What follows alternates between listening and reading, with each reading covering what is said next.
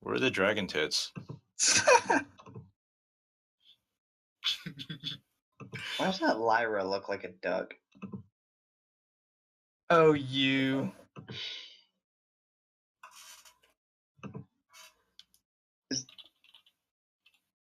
Shit. Wait, there's an actual dragon tit emoji? What? Yes. It's right there. I think I must have seen it one time and then forgot about it.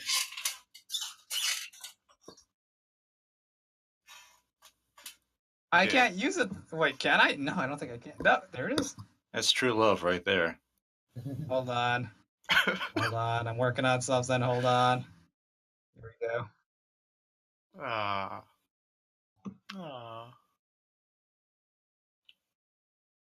There's a Barcast heart. I don't emoji like a fucking millennial. I use words.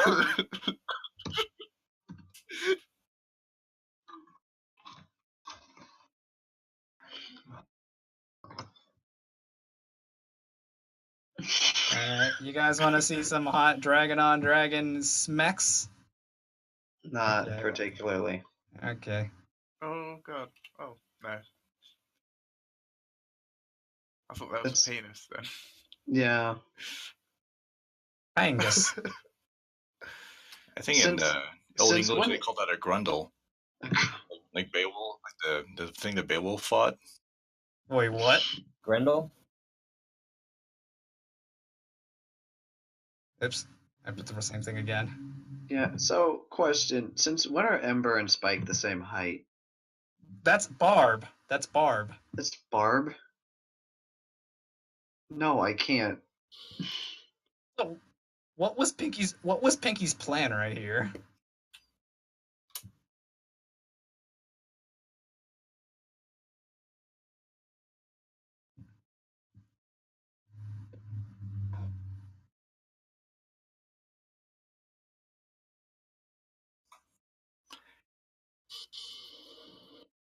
Do I look like a pony with a plan?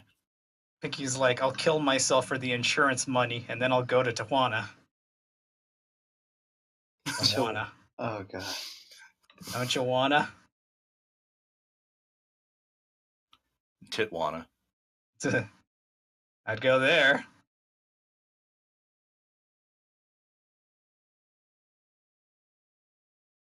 Maybe. There's no maybe about it. We all know you would.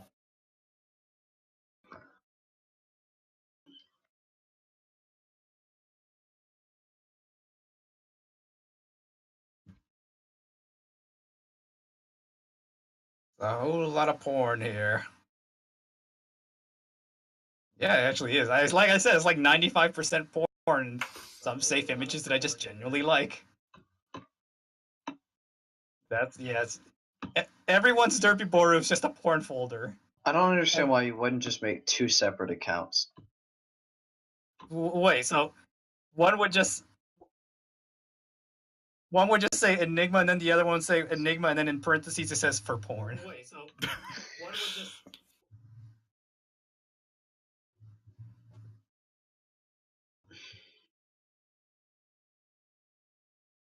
Yeah, but in DeviantArt you find like weirder porn, like foot fetish, and then like excessive weight gain to the point where they're like enveloping the house from the inside.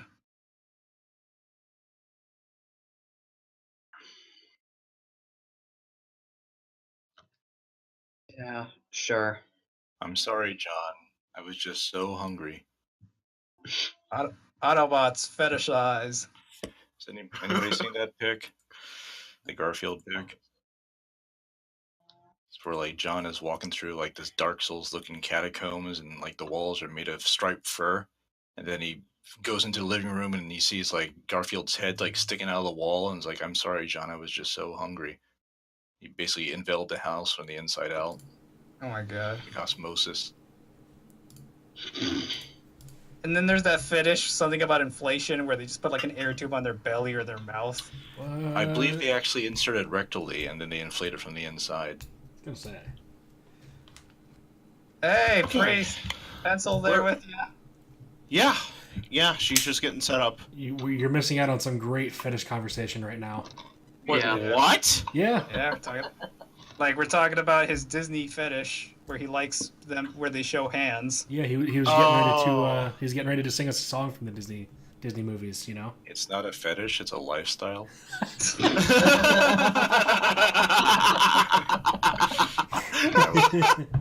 I will thank you to remember that.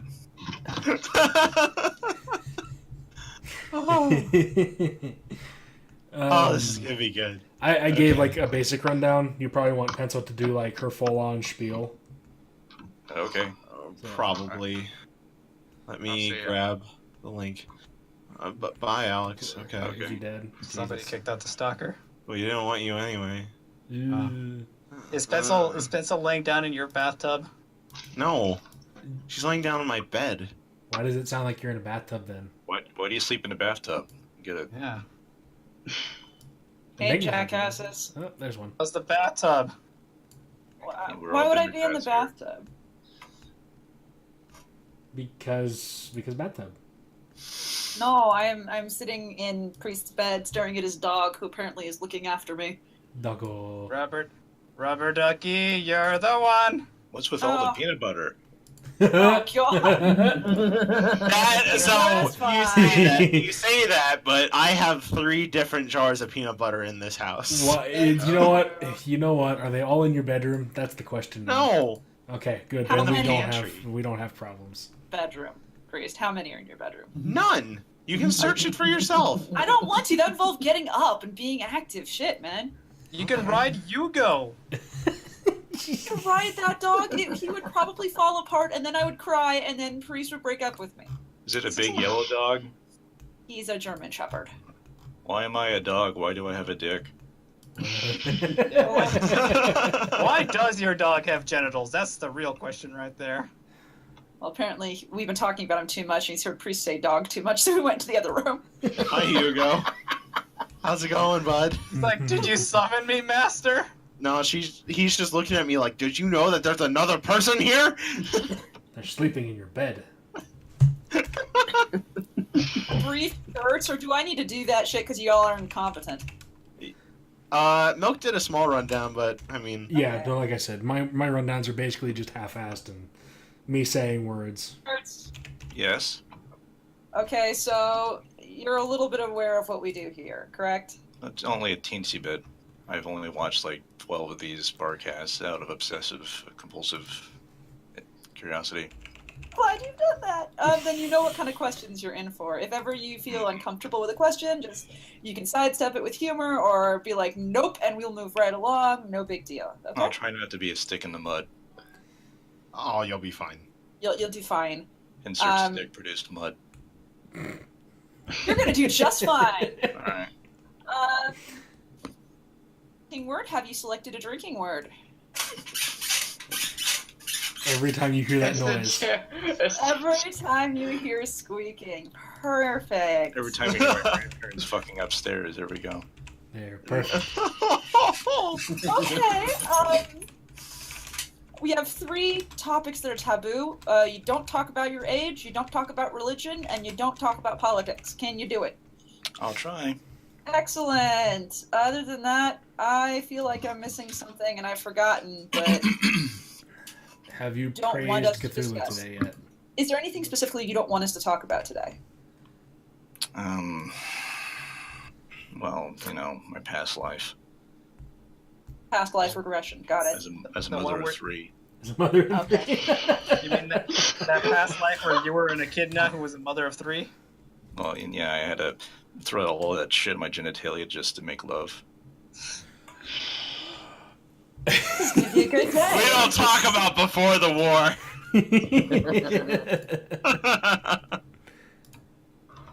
All right. Great shit war, 93. The best one. Have you made your blog post? Because I'm guessing you haven't. I have not. I forgot actually. Hey, everybody make your fucking stupid blog post so I don't have to remind you. Blog post, make it Blog posts. God. Let's see. Means I have to do things again. I don't want to type on my keyboard because it's loud as fuck. I mean, you hear that? It's terrible. You ever imagine it in like the Japanese version of Star Wars: A New Hope, when Han Solo shoots at Darth Vader, and he's like, "I have you now," and then the laser shot, and he looks behind his shoulder, and he goes, "Nani?" God.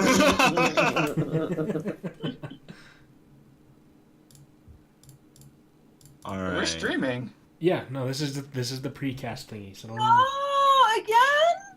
I was told to do this. This is the thing we're doing. I was sharing my non-porn. He calls it the Oh porn my floor. god, really? How many people are watching right now? Like, like 4? Everyone.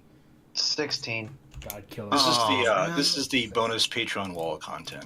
No, no, we don't do. Good thing we don't Oh, charge for man. any of it. It's true. We got this big like LED screen like in the stable behind Little Mac. He knows about. He did research on us, you guys. You just have to the position high enough so you can see over his flank. Can we just strap a Hi, GoPro Grandma. on Big Mac? I'd be scared of what you would find.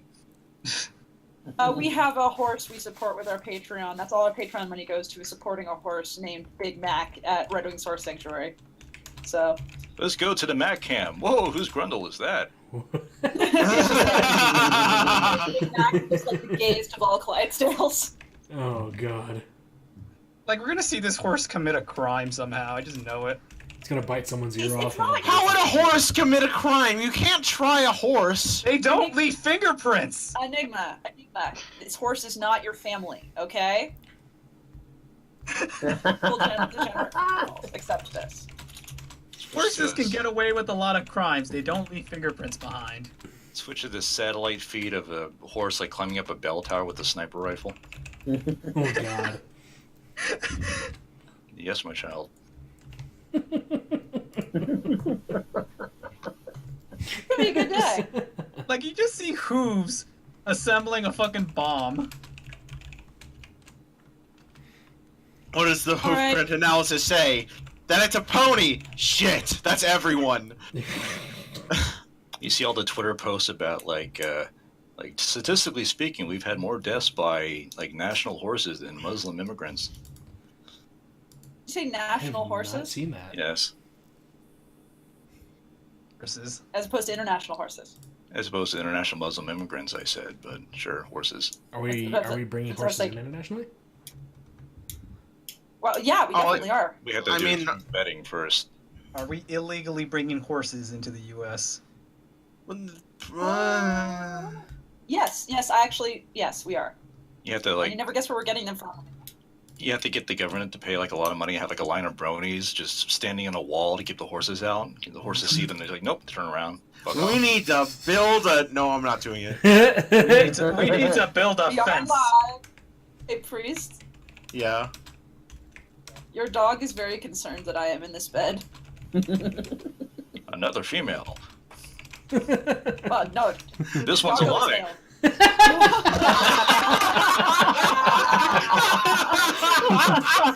Shall I line up the peanut butter as per usual? Can you guys hear priest laughing through my mic? Sorta. Oh my god.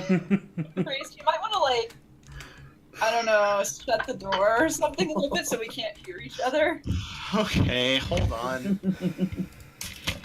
Rejected. Slowly takes the bandana off and is like, don't worry, you'll learn to love it. Just Is Yuga like, shall I lather this one in peanut butter as well? Oh god.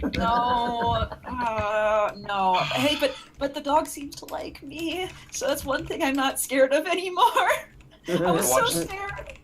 You ever watch that like YouTube video, like a top 10 demented like case files, and then this one person who like kept a horse in a box for like 3 years and made love to it? What?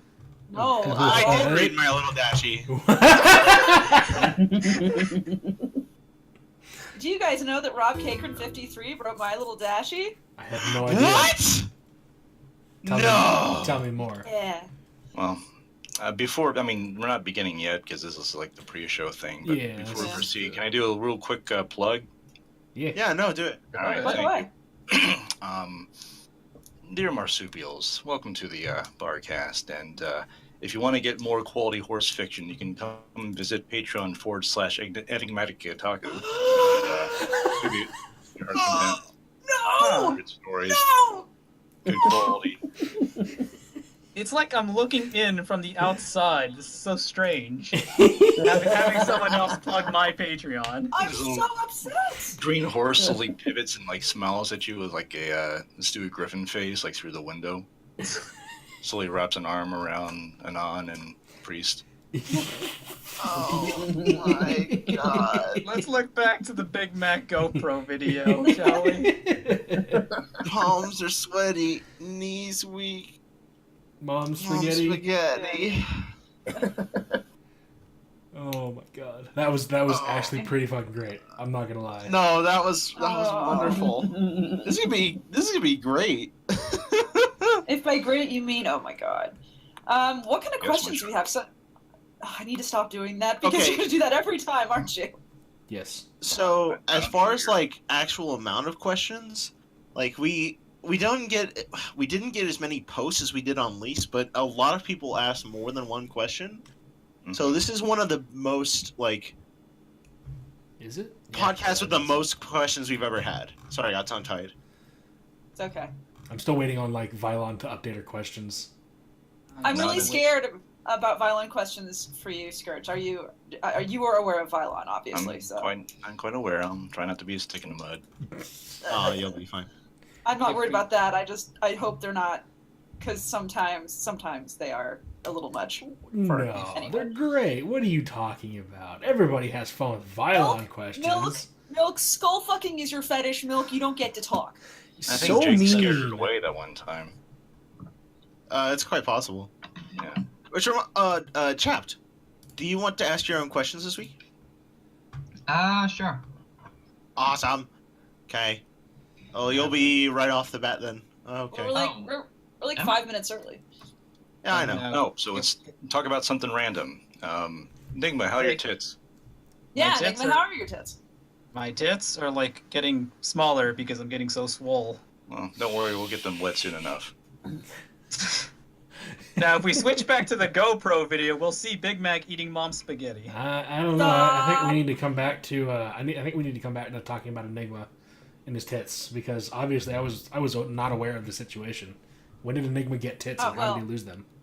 Okay, so when he was staying over at my place, I had some free time, and so I fashioned tits for Enigma, and he hasn't really said anything bad about them ever since. Really now? Yeah. Does he still have them? Like, can he wear them? Can we wear those tits? Yes. You can wear my tits. Okay. Well, I mean, One size can fits you go all. put them on Enigma like right now and like take a picture for us? Well, I mean, he'd have to go and get some Hormel pepperonis to finish it, but Yeah, it's true. You need pepperonis right over the nipples. That's kind of how it works. Fucking pepperoni vodka. This just in, we've installed a new rear cam into the Little Mac. Let's lift the tail, shall we? Oh, there's Oh the my God. There goes mom's spaghetti. Oh, Milk. I did get Enigma to take a shot of pepperoni vodka. Oh my god! I bet that was horrible. Proud. It was like, you know when you have a baby barf and you accidentally swallow it? It was like taking a shot of that. Wait, hold on, back up. What? Why would you know about this? Do babies vomit in your mouth often, Enigma? Baby vomit is what you call it when you yourself almost throw up. No, that's not what you call it. When you kick back a bunch of bottle. Okay. Enigma, Perfect. welcome to English class. When you say something like babies or persons, that is a possessive word, and it means that the word afterward then describes who that belongs to. So when you say babies vomit, it means vomit that belongs to a baby. I meant to use baby barf. I know how to English just fine. That doesn't make it better. Baby shouldn't be there. Baby shouldn't be in the sentence to begin with. It's called ERP. Come on. ERP? ERP. URP. Seriously. I thought that was a game mode in League of Legends. No. Or just throw up in your mouth like a normal person. No, that's Mouth a little ARAM. bit. You're talking about ARAM, Priest. Nope. ERP. No, I'm talking Urf. URF. No, The joke. No. Your joke is bad. Stop. European. No, European. Okay, everybody drink. Oh, It's starting. There it is. I'll open It's my Dr. starting. Pepper. Oh yeah, I forgot. It's You're a Dr. fellow- Pepper time. I forgot. You're a fellow Dr. Pepper aficionado. Ah, it's autistic. All right.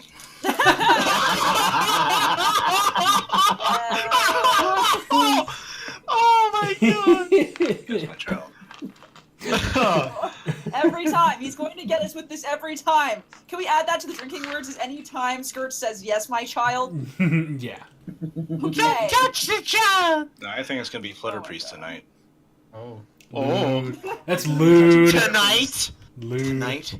You. Oh, or 20 minutes ago. I'm sorry. Oh, Yeah. okay. Oh, I got. Oh, okay. Really, really quick.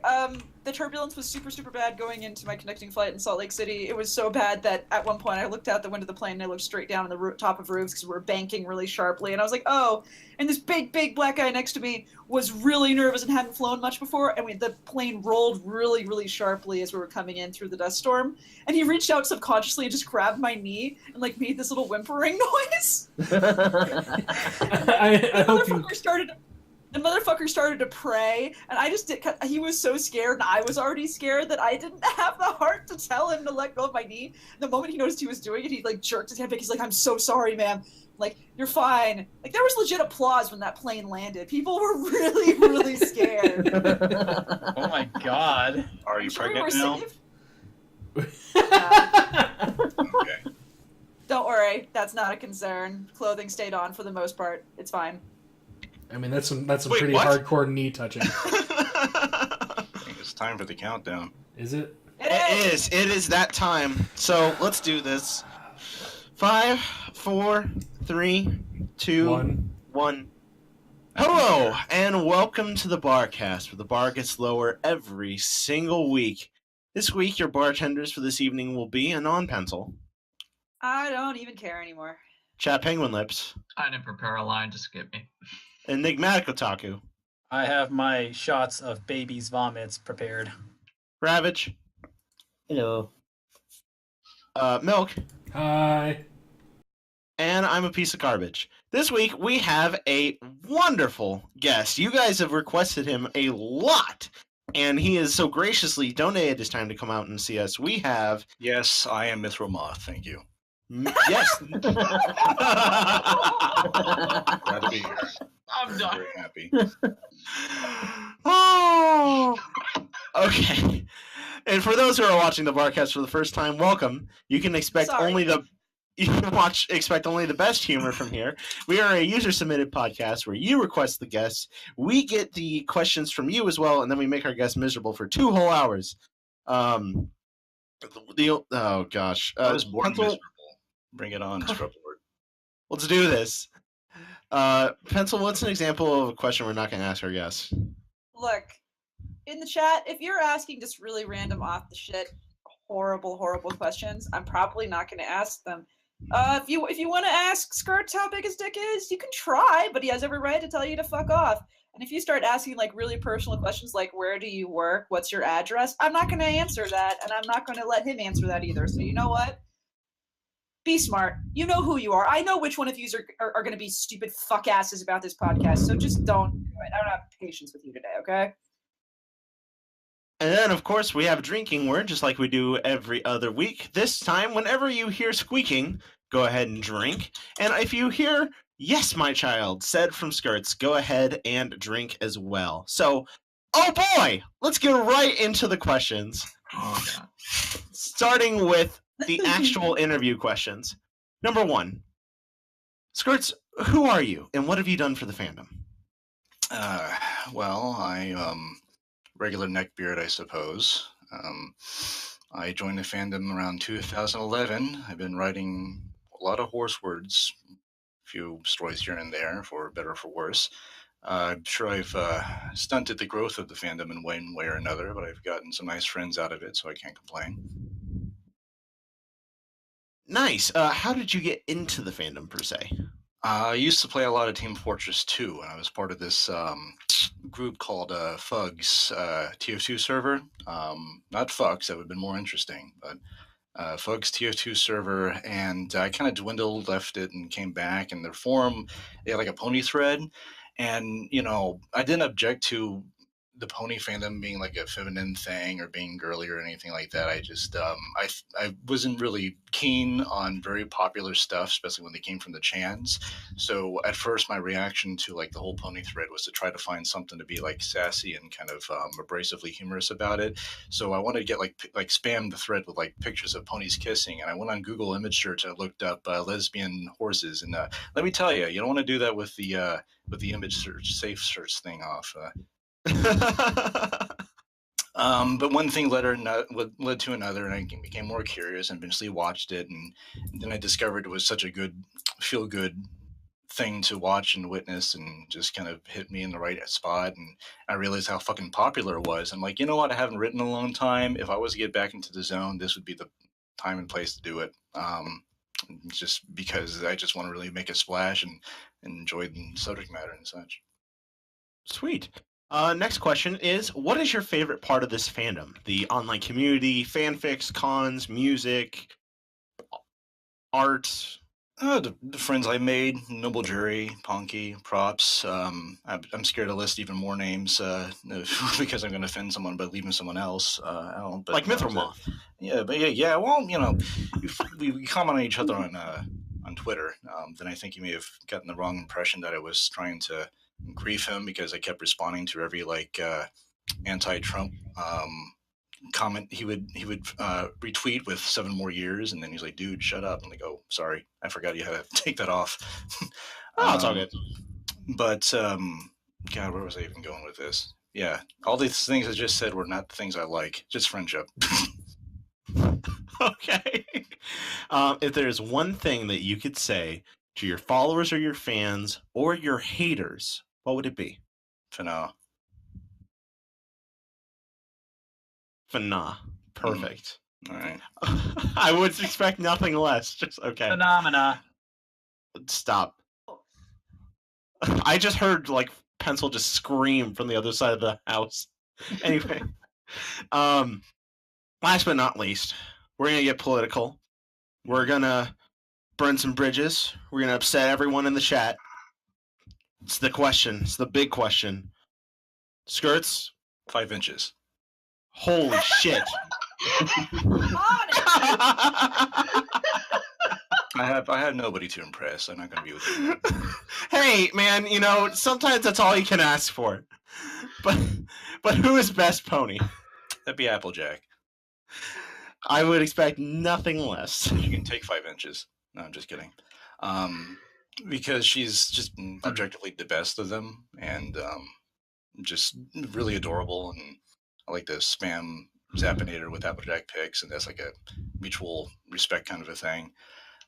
Though I write Rainbow Dash the most, and I consider Lyra to be the best background pony, Scootaloo the best CMC, and probably Octavia is the cuddliest. Well, I mean, I think you pretty much just nailed like your biggest fix right there. Like you got things Tabby says, you got background pony, and then Apple Dashery, which is just boom. Nobody reads that. I beg Sure. you, Darren. Let's go with the meme. Anyway, You like the horse? You like the horse who didn't learn anything, Applejack? Anyway, let's jump straight into the questions that we've got out in the thread.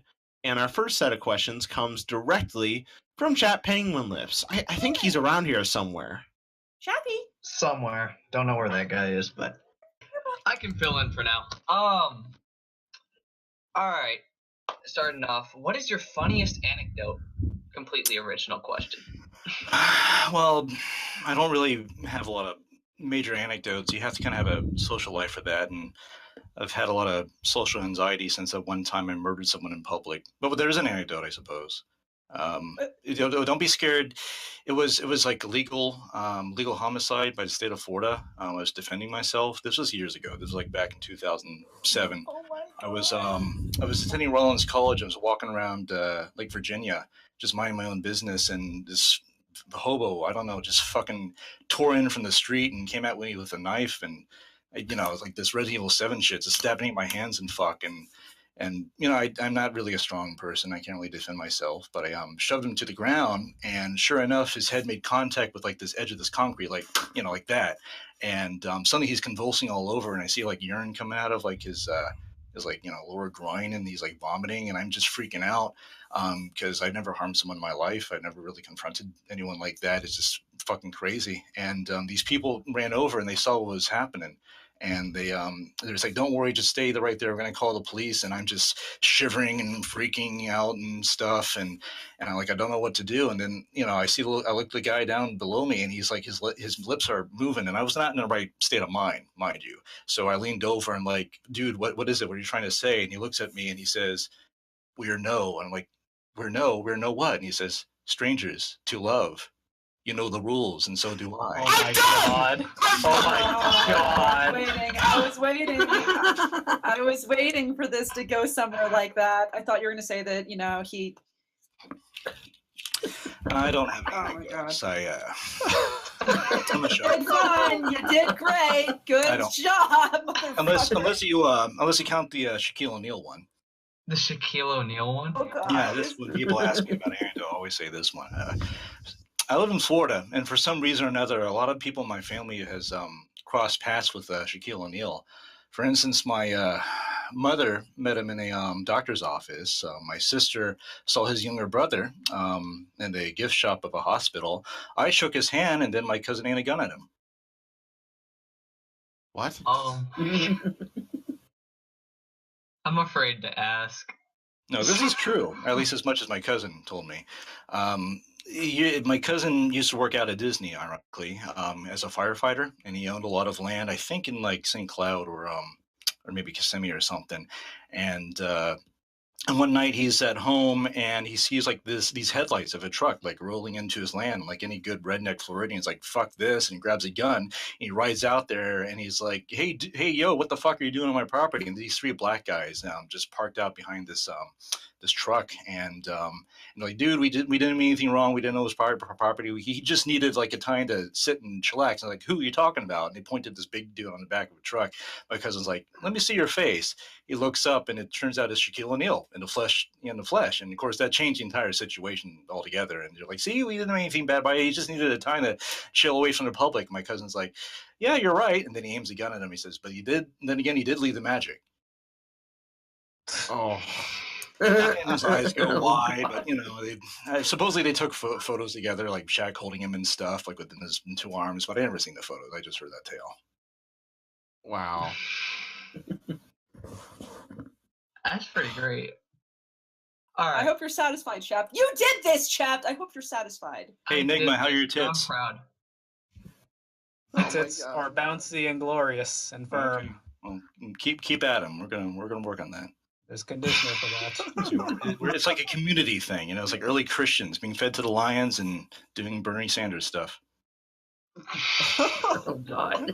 All right, let's move.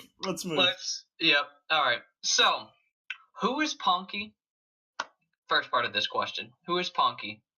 One of the most extraordinary individuals I've met in my life. Just wonderful ball of creativity and charisma, and just makes you think there are actually still things in life left to be happy and enthusiastic for. I'm very, very glad to have met him. I'm inclined to agree. Now, good follow writer up. and singer and songwriter and everything. And follow up, by all means. Follow up. Would you sing the chorus to the song Ponky wrote about you? Space is a waste. What do you mean, no? That's one. That's not what we discussed over PM. I thought you wouldn't bring that up. I thought you wouldn't bring that up. I mean, you know, I put on the whole Tinkerbell outfit and everything, dude. Come on. All right. So, what the chorus is it? The chorus, yeah. All right. I gotta sip some Dr. Pepper for this shit. Hang on. Nah, need Dr. Pepper. Spaghetti. All right. Space is a waste and time is a crime, but I want my hours with you by my side. For Nietzsche's sake, I just can't take it. Every pony dies. Space is a waste and time crime. Is that it? Yep, and I'm happy. All right. Okay, good. Ponky Moving X on. Skirts is now my favorite ship. Indeed. Exactly. Yeah, go on. Okay. Why do each of your main alts, such as Imploding Colton, Just Essay, Blue Harvest, exist? And why do you use them to post the work that you do post on them instead of just posting them on your main account? So, Australia began in 2012. That was me responding to. I was kind of bored, and I had this story idea I wanted to do, and I realized it was going to take too long. I was working on Backroom Pony, and Backroom Pony just made me crazy popular and featured and all that jazz. And I felt at the time, I felt like I had like an obligation to not be a shit poster.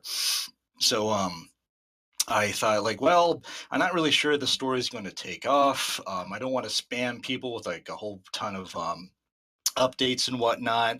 What if I just create like an alt and then it'll be like an experiment? Because you see, back in the day, like 2004, 2005, I wrote this story called These Black Eyes as a Teen Titans fic.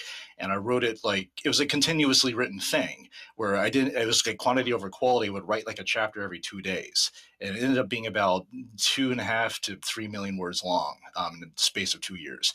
And it gathered people and followers just by the fact that it was like this constant train wreck. I mean, it's not a good fic, but it was an enjoyable one, and people latched onto it. Like, I want to see if I can do that again. So let me go with like a completely anonymous name and just continue writing every day, and see if like shit gathers around the black hole. And Imploding Colon I chose as an inside joke that I hope that my knight in shining armor, Vimbert, the one and only Candlestick Head, who was the editor of Into Ponies, would catch. He never did, but whatever. And as a reference to a chapter of the Pinkie Pie arc of Into Ponies, like a rough draft. It was a scene where Scootaloo was trying to fly out of this collapsing temple, during the during like some opening sequence inside like a piece of Ponymonium, and I had to write the scene where she's like flying through this doorway to a temple while it's collapsing all around her. And this was like 4 or 5 o'clock in the morning, and I'm ShortSkirtsAndExplosions. I'm already purple and metaphoric as fuck, and I thought what would be a really sane and not questionable metaphor for a collapsing pinhole of a door entrance to a temple, an imploding colon. That makes totally sense. Click, save, and supposedly when Vimbert read that spot, he laughed for 5 minutes straight. He's like, no. So that's the reason for that. Just Essay is the author for Apple Dashery, so nobody gives a shit. Blue Harvest is the name of my porn folder. And there's also a very long anecdote concerning Blue Harvest and Imploding Colon, but I know we have time limits and stuff. Yeah. Okay. So, what real authors or fanfic authors do you take influence from and try to apply to your? Well, the unfortunate thing about that is I don't do a lot of reading. I'm kind of an asshole in that regards. But I do take inspiration from personas and people on Femfic, and I think Colton Gardez is a god, and I also appreciate Wanderer D and Professor Plum and other individuals, and Drace Domino as well. So I would love to be able to emulate their sort of, I guess, public image of the way they're able to sort of be charismatically and involved with community, because I'm not very not much of a showman. My blogs usually don't have much in the way of content. I just image spam or something because I can't get it up 5 inches. Okay. Drink. Oh, that's my chair. It's hard to tell. So I have a squeaky chair too. I forgot. Everyone get your baby's vomit glasses. Oh God. Moving on. What stories on your main account are you proudest of? The big ones that got me there, obviously Into Ponies and Background Pony and stuff. But Into Ponies, forever unfinished, and Background Pony I put behind myself a long time ago. I mean, supposedly there's a book being published of it through a crowdfunding thing, and it's hey, good for you. I don't want anything to be part of it. And it's way behind me and all that jazz. So, excuse me 1 second. And then Skirts died. I think he went to We go never heard from him again. He went to go finish an End of Ponies. That's just. End of Ponies when? Oh my goodness. Yeah, he's not even going to finish the first one. He's just going to start the second one. During this pause, can we switch over to the Big Mac cam? No Big Big Mac? Mac cam. No. Nope. Enigma. Though I will say thank you to all of you who have donated to the Patreon to take care of Big Mac at Red Wings Horse Sanctuary. Might as well plug because we don't really have anyone talking right now, so I'm going to do that. Here you go. Here is the. Here, I'm just going to shill. Here, donate to the Patreon. It's good. There he is. He's back. Sorry about that. And welcome back. I'll make it short. The things Tabby says. I think that was a very. I'm quite proud of that. Slept it together over like the course of 3 or 4 months in 2015. Kind of following the same sort of pattern of like Australia and Appledashery and stuff. But unlike a lot of my other works, even though it dabbles into the idea of like. I guess some like depressing themes and existentialism and stuff. It actually had a relatively positive ending, and despite like, despite what like the characters went through and stuff, the characters' agency more or less affected the outcome in a very positive way, and I'm very proud of that. Because a lot of my stories usually a bit more of a downer ending and stuff, but this actually kind of sealed itself up nicely, and it also did so without de-evolving to like shipping tropes. Because that's what everyone expected, because it was like a Tavi and Vinyl story, and it was kind of going in the direction of shipping. And there is some romantic stuff in the narrative, but ultimately, the conscious decision was made by the characters not to be romantically involved, and that was actually the healthy choice that helped them like surpass their differences and such. Well, I'm personally a big fan of things Davy says, and it's not the answer I was expecting, but I don't know, it kind of feels good to have heard that. You definitely put a lot of work in that, and I loved it. And some of your stories, I've always felt like you use Rainbow Dash as like a projection of yourself. It's kind of like a weird thing. How true is that? Well, I mean, I kind of completely fuck up her character. She's not really anything like the original Rainbow Dash, so I guess I project a lot. She's arguably the most, on the outside, the most masculine character out of the cast. So I think it's very easy to vicariously use her as like a vessel for one's closet self-insertion desires or something like that, if that makes any sense. Yeah, it does. Wait, Okay. people Next write question, Chuck. self-inserts? Really? Wow, Yeah. I've never done that with Berry Punch. Like, for an example of self-insert, when you wrote Just, where Rainbow Dash just lays there on the fucking side of the road and just, like, lets time consume her. Was that you? Now that you're saying that, I feel like when it comes to one-shots that I write, where I'm really, really projecting, I usually tend to write rarity fix more than Rainbow Dash ones. Well, maybe it's a bit mix of both. Like the most I ever projected in a story was probably when I was 30, which I wrote when I was 30 in 2013. It's just everything about that. Like, even Scootaloo is basically punky in that story. It's just me writing about myself, but then like throwing it onto ponies.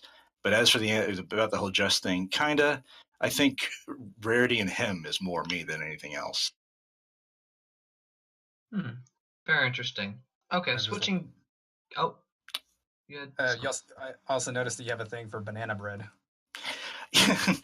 I'm glad you caught that. I don't cook, I don't bake, I don't know anything really about like desserts and stuff. So I think I started just using banana bread as like the go-to meal that people have or ponies have when they go into like sugar cube corner. Part of that is because when I started really getting into writing, I had a coworker who's really, really nice. She would actually make the banana bread for me and like the other coworkers and stuff. And another reason is that I think people in comments were like, banana bread, ew, and something. Oh, no, I got to do it every time. So every time there's a random scene in Sugar Cube Corner, they're not eating cupcakes, not having donuts, is banana bread. That's like the go-to thing. I do have to say, one of my favorite lines that you've ever written that isn't inherently philosophical is anchored by shame and banana bread. That was the last story. I lost it. Anyway. Sorry, Chap, we're interrupting you. Oh, that's all right. So, to wrap this up, what do you still hope to accomplish on the site, especially as it moves to Genfic? Any plans there? Genfic, it feels like an excuse to hopefully use my following count to say, hey, I can write other stuff too, but I don't know. Like I would love to maybe do like Star Trek at some point, or X-Men. Go back to that. I wrote X-Men Evolution back in the day, like fanfics for that, and have like a really cool idea for an X-Men fic. And since getting into Pony, I have marathoned and stopped marathoning the last Avatar series, and that seems like just screaming for like the last Airbender, Avatar: The Last Airbender. It seems like it's just screaming for fan fiction, Yeah, right. And beyond that, I would love to be able to write smut, but obviously I can't. It wouldn't be horror smut. It would probably be like Equestria Girls, and if I did, it would probably be on an alt and stuff, because that's the wrong kind of projection. That's a projection where you can get diseases from. So you're gonna give us smut with banana bread and Dr. Pepper. Can you imagine like Short Skirts and Explosions writing an actual clop fic? You have like pseudo philosophical garbage between like sound effects. Rainbow Dash goes deep in the banana bread. Although technically I've written one already. There's a story called Colgate is Best Pony, and there's a scene where like Colgate just wants to sleep. She's like exhausted from like days of like preparing for some sort of college exam, and the events of the story lead her to basically having a honeymoon with like Princess Twilight, and she's like barely even there. It's like the scene with I think Shirley MacLaine and being there, and with I think Peter Sellers or something. And at one point when Twilight orgasms, she just screams, "Books, books, books!" Oh my god. So proud of that scene. Anyways, whatever. Alrighty, that's all my questions. So, Priest, back to you. All right. Stretch my arms here. All right. Now we got some questions from Dr. Disco, who starts with a very signature question. I think you might recognize it. Mm-hmm. What doth life? Panties. Yay! I agree. That's about right. The math adds up. All right. Are you really just a squirrel army functioning in an ultra-complex suit? I suspect that's going to be a reference to Applejack is Full of Ponies, which, they say that... you fucking zebra. Sorry. They say that life imitates art, but no, it's all made up. All right. Apart from Dr. Pepper, who is your waifu? The problem about waifus is that they imply that in some point or another you want to ship yourself with them or like be betrothed to them, and that ruins it for me. I don't want to ever like throw myself in the arms of another character. See, I'm self-sexual. I can only make love when I'm in the room. I don't want to get any other people involved. So basically, you want to only have sex with somebody you love and worship. I've been in a long, arduous, but also amorous relationship with my shower drain for like the last 15 years. I'm proud of you. What's that? That is commitment. Yeah, it is indeed. We sent a lot of children on to college down through the plumbing.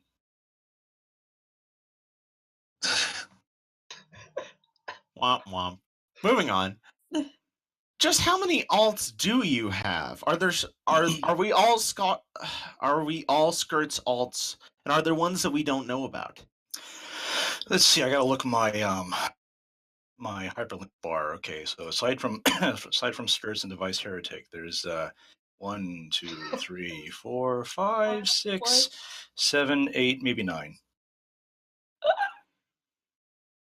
I don't write on all of them. A lot of them have been abandoned for a while, but they exist.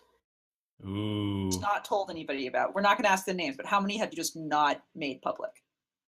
Okay, hang on. 1, 2, 3. Somebody knows about one of them, but we're not going to get into that. No. Be quiet, staff. We see you over there with your IP tracing. That's cheating. I learned a long time ago you can't like hide shit like that from staff. That's true.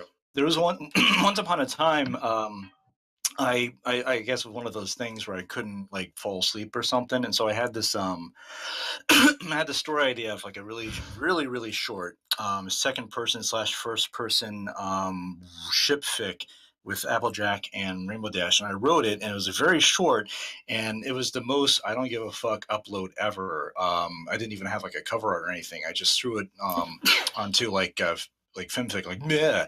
And then I got a response. I don't even remember the staff member's name. They may not be around anymore, but they were like, Skirts, sorry, but I'm gonna have to say no to this because I mean it's not like really a plot. There's no there's no description and like the synopsis. He was very feeble about it. He kind of got this feeling like he was trying to stand up to like a god or something. It's like, I know you're very popular, but I mean, I guess it could go, but I don't know. I was like, oh, okay.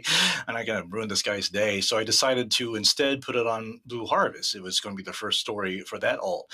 And then I immediately got like a refusal on Blue Harvest because it said like, this was already uploaded by ShortSkirtsAndExplosions. Like, god damn it. So I sent a PM as Short Skirts to that and said, look, I wrote that. I acknowledge it. I put on the null. I'm like, oh, okay, well, we'll allow it. And so ever since then, all the stories in Blue Harvest have been like really short first person / second person stories without picture art. Sweet. As long as we can say thematically accurate, you know. Mm-hmm. Now we're going to go to questions from Tony Montana. So how explosive are Short Skirts?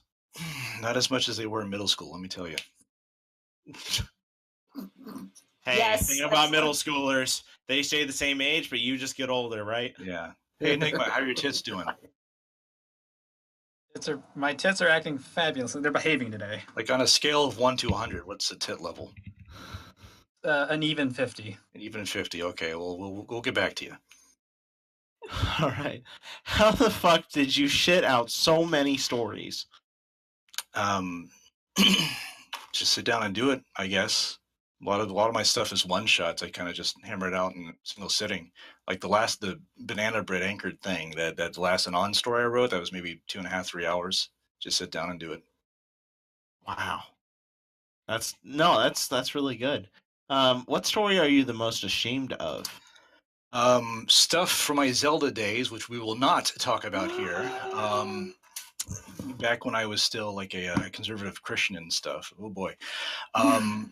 But if we're talking about the site, I've written a lot of horrible bullshit, but probably the one that I look at and like objectively, this is probably the worst thing I've written. It really shouldn't be there. Is probably oh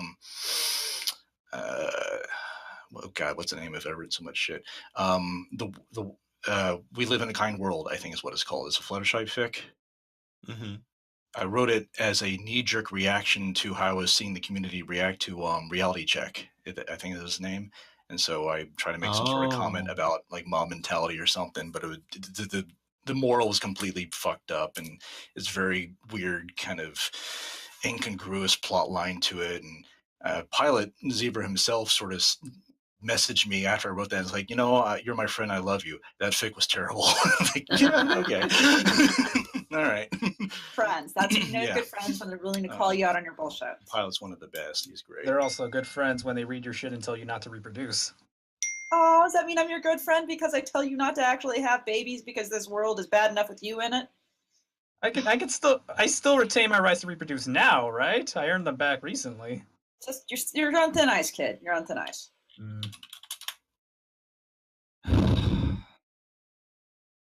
All right. Do you have any advice on writing, Scourge? If I do, it's going to be horrible advice. I think Vember had always said it the best, where you write drunk and you edit sober. But I don't do any editing, so I'm like just really big fuck up. My attitude, my motivation with writing ever since I started SSNE is that just do what you enjoy. Just have fun with it. If it's not fun, then don't bother, because if you're not having fun, then you're publishing for real. This is fan fiction. Just chill and enjoy it. All fucking 35 of you out here in the chat, listen to this motherfucker over here. It's true. Like Pencil and I are doing a panel on that exact phrase this coming Saturday. And which one? Fanfiction 101. Oh. I was like, I definitely have Write Drunk, Edit Sober written on my wall at home, so I understand. That Hemingway man, he was pretty cool until he, offed himself in the face. So. They always say go out with a bang. Oh my god! All right. I also like when you give advice. When you do give advice, though, you leave an entire freaking essay. I'm sorry. Mhm. Actually, sorry. No, today when I came back from something, I got logged on the fanfic. I see a comment from Short Skirts here. It's entire essay on one of my stories. Wow, I just got one comment. Like there was maybe half a sentence. That's fine. That's fine. You might want to update your Just- user page, by the way. It's like just like a quick story. Something just essay. It's a joke. Everyone laughs, and then we Oh move my on. god. Okay. Are there any stories you won't write, Skirts? Well, I'm just straight up explicit, like Clop. I like doing, I guess, adult humor with ponies, like teasing and stuff, but actually just straight up like horse animal sex. Just it doesn't. I'm sorry, I just can't break that mold. I mean, animals are just tasty retards. And how can they? I love that comment. Oh And That's one the thing, quote. and one thing I learned from like a conversation I had with someone, and I won't go into detail, but they had some real life experience. Is that if you think of an animal as basically someone on a different like mental level, and would you actually consider having sex with like someone mentally retarded as consensual? I wouldn't. It just there's so much ick involved with that, for this. It's like golden rule: respect everyone and stuff. If you're gonna fuck up an animal, at least cook it afterwards, right? You see, there's the golden rule, but then there's also the Jack Harkness rule. Oh, do tell. You know about the Jack Harkness rule, right? Not at the moment. All right. It's basically where even if there's a creature that looks like, say, a pony, as long as they can speak like a human and has human intelligence and is Oh, of I've seen that age. meme. Oh, okay. Yes, Yeah. the Jack Harkness rule. But I guess my head is too wrapped up in reality to get past that. If you take Rarity and like make her bipedal and take off the fur and then give her a big throbbing dick, then we can talk. Now I just imagined like a skinless pony with a penis. That's pretty much Equestria Girls. Okay, There. got it. Write it, guys. Moving on. How much were you bribed to appear on here? Oh gosh. Next. You have to ask chat. You have to ask Broken Penguin Knees about that one. I sucked his dick. See, you see Did you tape the it? bottom Did half somebody of- tape it? Did somebody tape this? We need this. Chap, you sucked all 5 inches? Yep, all 5 inches. You know it. Balls deep. Between my beak. Let's check the Between my tail beak. cam. Reach in there. Oh, look, it's Poltron. Hey, how you doing?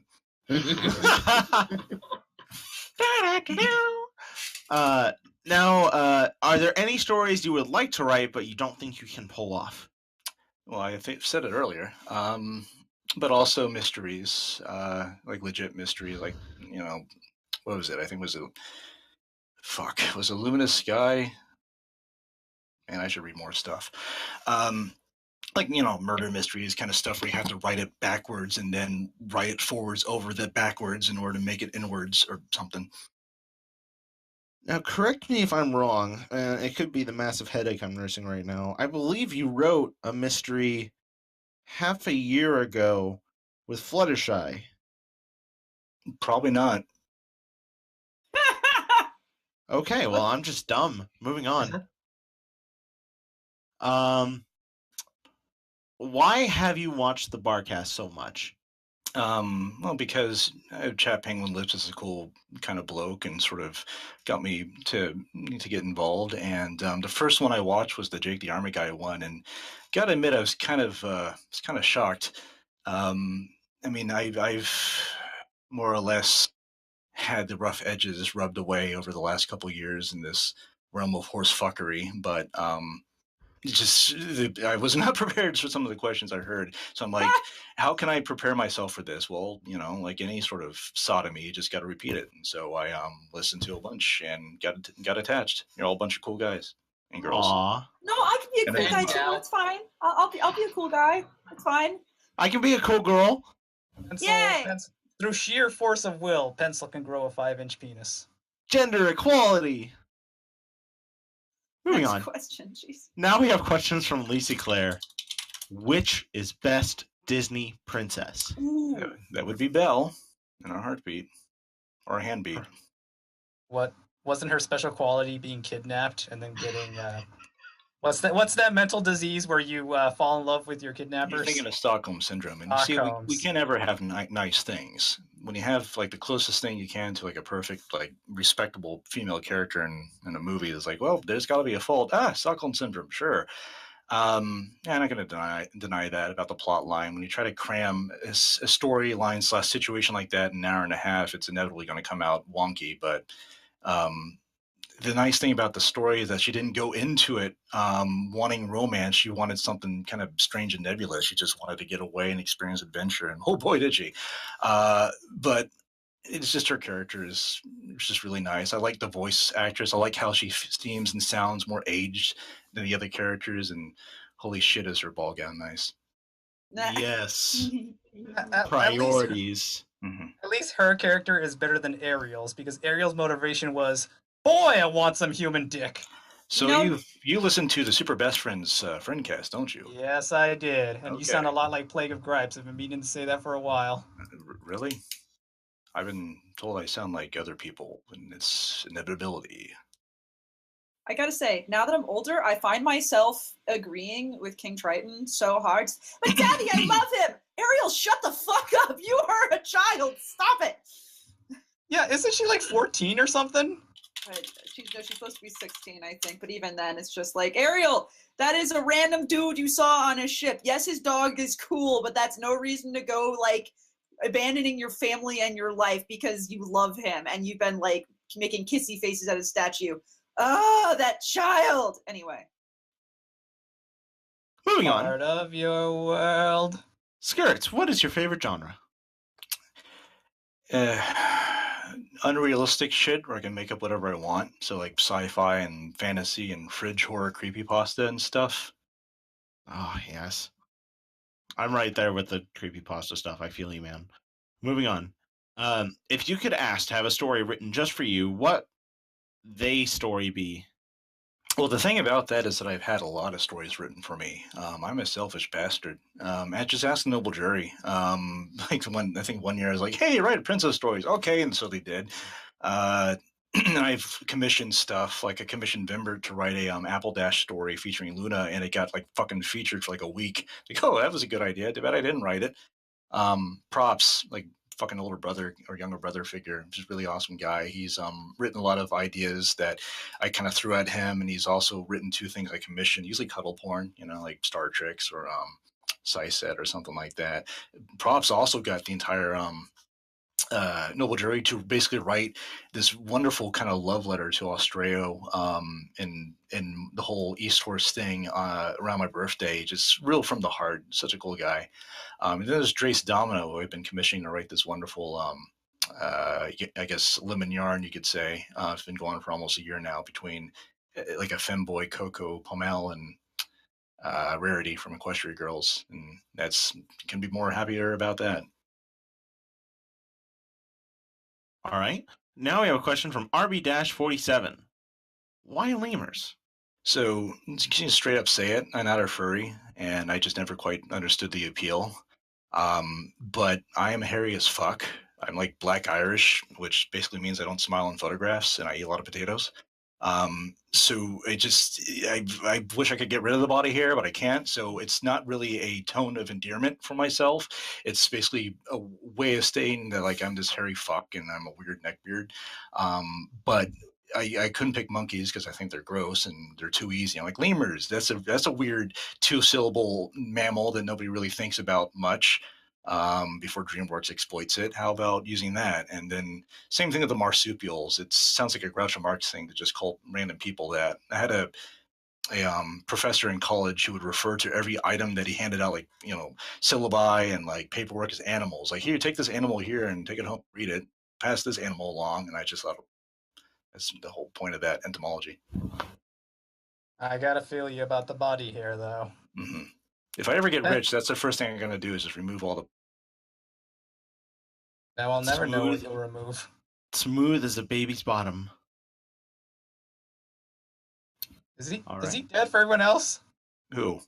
No, you're fine. Don't worry about it. The next set of questions are Trickster Forrester, and I'm going to combine a whole bunch of questions into one for effect. Do you ever feel like a plastic bag drifting through the wind, thought the wind, wanting to start again? Do you ever feel so paper thin, like a house of cards, one blow from caving in? Do you ever feel already buried deep, 6 feet under, scream, but no one seems to hear a thing? But do you know that there's still a chance for you? Because there's a spark in you. You just gotta ignite the light and let it shine. Just own the night, like the 4th of July. Cause baby, you're a firework. Come on. Sorry. But your stance on all of that. Somebody didn't boycott JonTron. Man, we are just like YouTube memes right now. Oh, I fucking guess. What's your stance on Katy Perry? I don't know. I've never tried to fuck her. Nailed it.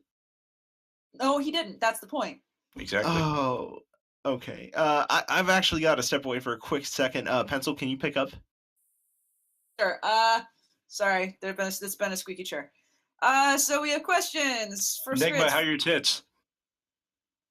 They're like at 5.1 right now. Oh, they went down.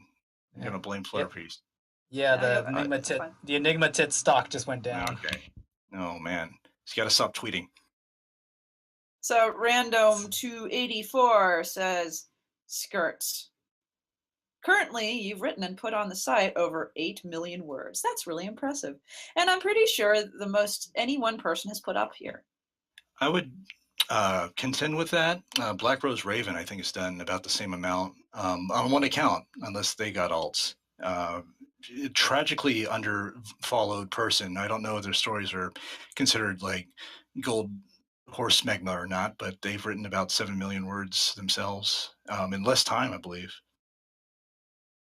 So, well, on that note, though, about how many rides? Wow, about how many rides? About how many words do you write per day? A lot of people ask me that, like they think I'm some sort of like machine for putting out words and stuff. And maybe once upon a time I was. Not so much this year. Maybe about 1,500 to 2,000 words a day. But even that's kind of a lazy putter compared to what it used to be. Like I haven't written anything today, and instead I'm going to do double updates tomorrow. That's where I've come to at this point in my life. Are you 90s alt? I'm not pale enough. Have you met 90? Oh, what? No, maybe I don't know. I guess I haven't. Is that a complete crash of a joke? No, you're fine. I was just wondering, like, 'cause I was curious if 90 and Skirts had met each other and there was a public picture of this, I think the collective Fanfiction mind would explode. That's why I was asking. I put some Fluttershy pics on his user page. Did it go over well, at least? You like everything, he just ignored it. No. Okay. We sort of already answered this question, but let's ask it anyway. Which Disney princess was your first favorite one? Well, I guess as a bonus, I'll say that Cinderella's a side chick. Any reason why? Her ball gown. I don't blame you. All of the sparkly dresses, all of them. Absolutely. Notice it turned from like silver to blue over time. I have to ask, who is best dressed in all of Disney? Ooh, crap. Yeah, like I fight with myself on this one. So I'm curious. For this one, I would say Aurora. Yeah, that's a good one. Really cool. But then again, is it the blue or is it the pink one? All of them. I am tempted to say the Anna the Anna gown from when she was at the commencement, like when Elsa was becoming a queen, like the ones she wore with, I think maybe I'm thinking about that one, like the green, like in sort of blue highlights, embroidery up the chest. Yeah, that one. And then also, if you go on the Norway wide, sorry, the Norway ride and Epcot, is one based on the, I guess, Frozen Fever. That's a really cute one. It's all backlit too. It's like whatever. Go on. Trying to think. Now you've me questioning. It's hard to fight with Cinderella's dress, though. It is a classic. Mm-hmm. It's so stupid lovely. So I don't know. I liked it. I don't know, but Cinderella's quality is that she has Fairly Odd Parents. No, shut up. No, Enigma. No, it's not. No. And she believes she can talk with animals, so. Bitch, she can. She's that special. Lay off. Anyway, how do you write out a character in a way that makes the reader care about them? Basically, how do you make the reader care about a character? I do. Obviously, you do. You are worshipped for that kind of thing. You make very intimate feeling characters. So how do you manage that? I kind of suffer from talking pony syndrome. They just do nothing but talk, as opposed to like digging in their heads. That's what I used to write, but now it's all like a stage play. I wasn't it some writer out there, someone jacking off in the Barnes and Nobles, who said that like the best way to make a character is to put him in the worst situation possible. Because then you have to see how he reacts. Yeah, exactly. I was trying to write a there's 2013 was like the cutoff date for my longer actual legit works, like where I was actually trying to write good stuff, long term and stuff. And one of the stories I was trying to write this thing called Person Mare, and it was about I guess let's say a pony stuck in the Equestria Girls human universe, but she sees herself as a pony. She's got hooves. She's aware of it. She's got a tail. She's got the fuzzy ears and everything. But because of some weird situation, every person around her thinks that she's a human being. And so when she can't like pick up shit with her hooves, they're like, "What the fuck is wrong with you?" And she has to live with this all her life. And it's about the sort of existential situation that she's in. And I got to maybe about 50,000 words before I quit it, and I realized I think the biggest reason why it was failing was because the protagonist was just very brooding and angsty about it. And if I was to go back and rewrite it, I would make it where she actually was very optimistic and cheerful, enthusiastic in spite of the circumstance. Because if she's dealt with it all her life and she hasn't gone down to Fetlock with a blade by now, then she's probably surpassed a lot of her issues, and it'd be more impactful to write her as an affirmative character in spite of her situation. That's kind of how Background Pony worked, because Lyra was very affirmative and she was very sweet and she had this optimistic spirit despite her circumstances. So it's like a contrast thing, I guess. Oh, okay, so if we're giving a intro to Skirts 101 and you have to recommend one of your stories as the first one you think people should read, which one would you recommend? Because not really any good. And the ones that actually try to have an effort are like stupidly long.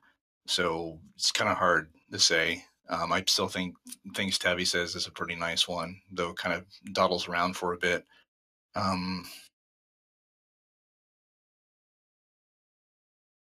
don't know. just throw a dart at the board and see what shoots out. So randomize it. Do you have enough stories where that would be fun randomization? Probably, so but then you're lucky to be land on hiccups or some shit. Nothing wrong with just having fun with your first story. Just saying. That was some weird cackling I just heard. A wild Flaminor joined the party. And throw your Pokeballs. Oh, it's time to drink. I'm back in action here. Sorry, I had a bout of sickness. I'll be back, but I'm back now. So I'll do that for someone. Also, I'm going to raise my hand here in the back of the classroom because I'm clearly out of the loop. It seems to me, and correct me if I'm wrong, Skirts, it seems like Background Pony's almost like a dirty word in these conversations so far. For a story that's so universally praised by the people that read it, why do you not why do you hold it at an arm's distance? Did you finish it? Not quite. I'm halfway through. Then you would know. I did. Well, there you go. Then you would know. The three people, as non-spoilerific as I can, the three people that have finished it tell me that they still go back and think about the ending and they admire it. I admire it too, because I think in the Brony community, I think that it's not so much that certain stories are bad as that bronies don't like unhappy endings. And I've written quite a few unhappy endings in my time. And Background Pony, when I was plotting it out, a lot of people were like, oh, it was just a one shot and you humorously evolved it. It's like, no, I knew if in case it wasn't going to be successful, I was going to fall back to being a one shot. But I loved the concept and I wanted to write more chapters to it. And I was like, this is a great concept. How do I do this? And I figured I would treat it like a mini series. In my head, I had like Cowboy Bebop as like a blueprint of like a fairly short series where every other episode you'd have something that would be exposing more about the main narrative and about the protagonist, but everything else was like a random situation that just dealt with the premise. But early on, I figured at the end of all this, all the chapters being mostly unrelated vignettes, with an exception of like a very thin, nebulous string, I'm going to actually end it in a way that nobody expects it to. That's going to piss people off, and I'm going to legitimize it through the plot and the storyline in a way that it actually makes sense. And if they get pissed off at it, it's because of their own subjective reasoning. That sounds very douchey to say because it is, but no, actually, I'll take the different side here. I admire you for not giving what people want. I think it takes a really ballsy writer to dangle a carrot at the end of a string and lead a writer down the path, and then not give them the carrot. But the other issue about Background Pony is that if you don't get the message, if you don't get the ending and the point that I was trying to make and stuff, then it's going to look and feel like 450,000 words of pretentious philosophy with no cathartic resolution. So it's like, what the fuck? You're just fapping off like as a failed psychology major in front of all the horse nerds. And maybe that's true to some extent. I still think there is stuff that's worth it, but what matters to me is that I exercise both forms of the spelling, a lot of stuff in writing that. And when it was done, I was like, I am done. And almost everything that I've written since has been like,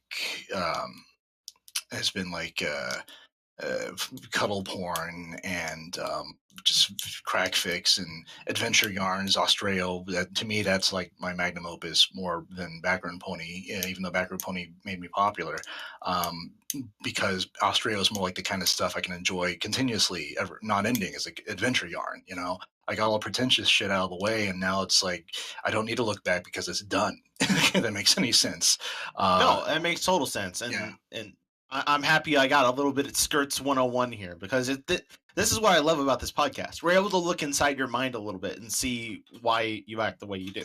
And to people who say that the ending of Background Pony is angsty and that Lyra completely broke character, and it just was a sad ending for sad ending's sake, then that proves you didn't actually read it, because from chapter 1, Lyra is the complete epitome of altruism, and she proves that she's willing to give up stuff for the sake of an ethical, like an ethical victory. She hell does it in yeah! she does it in the first chapter. She does it in like every chapter. So don't say that she was like an optimistic, affirmative person and suddenly backtrack. No, her greatest flaw is that she is too heroic. And the ultimate thing that Background Pony is supposed to leave us with, ironically, since you're not supposed to retain anything from her situation, is that some of the best heroics that are committed in the history of mankind cannot be committed to history. It's unsung. That's the whole point of the unsung realm, is that it's like trying to explore what it means to accomplish something, to be objectively good without the catharsis, because that's kind of reality. All right, well, cool. Let's move Enigma, on to how are your questions tits? now. Tips are starting to sag a little bit, but let's keep going. All right, let's keep going. We got to keep Enigma perky. Yeah, Next question is from Eagle, who asks, why can't Akuma actually kill anyone? Akuma always wins. And then next question, why is Zangief also always Zangief? I don't play Street Fighter. You saw Wreck-It Ralph, right? Oh, what? Shit. You saw Wreck-It Ralph, right? Shit. Oh, I did, yeah. Oh, shit.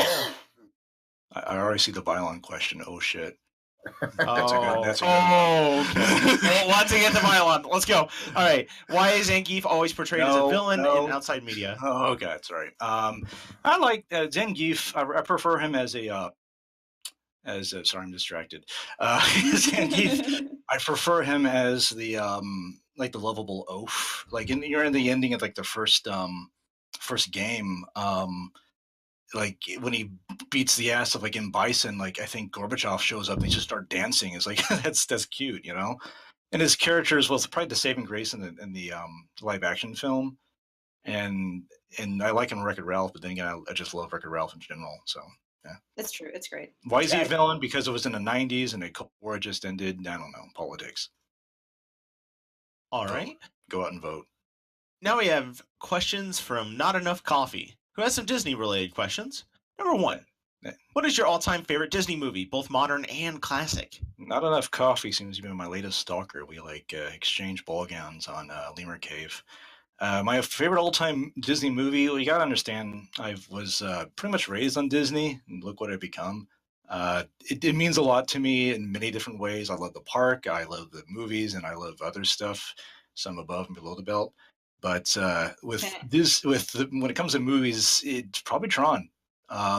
Original. Really? There's like a list of movies I watch over and over and over again, including Tron, 20,000 Leagues Under the Sea, Swiss Family Robinson, and the animated ones like Pinocchio, Dumbo, and stuff like that. But Tron, it's like top 5 movies favorite of all time. I love the shit out of that. And the sequel is nice to fall asleep to, but it has some really good music, and I love the aesthetics and stuff. But the original one, even though the original one is completely imperfect, there's a lot of flaws with it. The pacing's fucked up. I just love it. It means so much to me. I love Tron, so I'm there. And yeah, the sequel was pretty much just a wonderful music video. As for other stuff newer, I would probably say Wreck-It Ralph is up there as well. I freaking love that movie. I watched it in, I think, 2013 or something, and it meant a lot to me. Like, spoke to me on like a it's just nestled up in my chest vacuole and hibernated, soft and fuzzy, because I kind of projected and I saw myself as Ralph, and I saw like Von Sweets. I kind of thought, like older friend, younger friend. I was thinking myself in Ponky, and oh, God damn it. He's on a mission preaching to people about space Mexico. He's not around. So is Penelope one of your favorite Disney princesses then? You mean Vanellope? Yeah. No, I mean, not really. Kind of looks like a 5-year-old, so no. Besides, she's the president, remember? President? Oh, yeah, she opted at the end. Oh, that's right. She's like, I'm going to, president makes more. Representational monarchy. Favorite Disney president. Oh, God. Anyway, the next Ask question. me again in 7 years. We already answered the next question, but that means we're on number 3. Mm-hmm. Favorite anecdote from Disney World, since you mentioned you were a fan of the place when we talked. So I go there a lot, or at least I used to. I let my annual pass run out because for various reasons. They're building a lot of new stuff there, and when you get too used to a thing, the magic kind of fades, and you're like, you know what, let's just hold off for a bit. I'm lucky enough to have afforded an annual pass anyways, so I'm not going to expound on that. But I went a lot between 2014 and 2017, and I'm sure I got a lot of anecdotes. Probably the silliest, cutest one is early in the morning. I'm at Magic and I'm walking into Haunted Mansion, and it's early in the day, so you pick a ride, and you're probably not going to wait for anything, right? And the weather's cool; it's not like humid bullshit in Florida yet. And there's 2 cast members, I guess in the case of Haunted Mansion, they're servants, like waiting outside, and one of them has like the leash of the invisible dog. Have you seen those before? Yeah. So they sell those, I think at some of the gift shops. And so they had one just holding it, pretending as if there's like a ghost dog there. And it's early in the morning, so you're feeling kind of pepped up. So I leaned over and I like petted like the invisible dog's head, and I walked on. But then at the last second, I came back and I stomped my foot where like the head was going to be, and they were both like, "Oh!" And I walked back into the queue line, and I hear the like pitter patter. of like feet and look behind me, and like the cast members chasing after me, like with the leash of the dog, like the dog's chasing after me in vengeance, and I ran away from it. It's really cute. That's really cute, like cast member stuff for reacting for more early morning douchebaggery. I thought it was really cute. Aw. Okay. Other random questions. Number 1, if you could have 4 arms or 4 legs, which would you choose? 4 arms. That way to have 4 hands, 1 for each inch. Oh. You have any idea how many bottles of Dr. Pepper you'd be able to hold on to at once? It's a game changer. Put them all up Little Mac's ass. Why? And then you'll just shoot off like a rocket. Yeah, you make it to Hawaii, Number 2, how would human life explosion? How would human life be different if crocodiles could fly? Australia probably would not have a gun ban. Good point. I didn't realize that Australia had a gun ban. Let's not talk about it because obvious reason. Number 3, if you had a one-way time machine, would you go to the past or the future? I'd probably go to the past and commit war with the Langoliers. My God. That's my turn.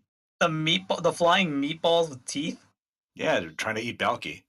I want to be Balky. That's my fetish. Vor is his fetish. Langolier Vor is his fetish. I need a drink for that one, so thank you.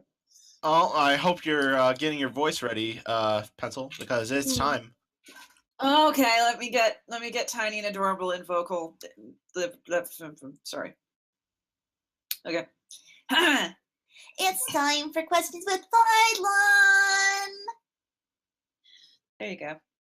So, I think Vylon now has the most repulsive, disgusting, lewd question that I've ever seen her ask. I really hope you're ready, Skirts. Mm-hmm. Shoulders or ankles? I am ravaged. I'm just destroyed. It's my asshole being blown out on stream. Man, I'm really sorry. We warned you this could happen. Just was it an ice cream man? Was it the milkman? I mean, just it was probably Enigma's dad. Was it your father? Was it your mother? Was it your mother father? Yes, all of the above. Was it the governor in Arkansas? No, it was Chuck Testa. We are towing the line on the politics tonight.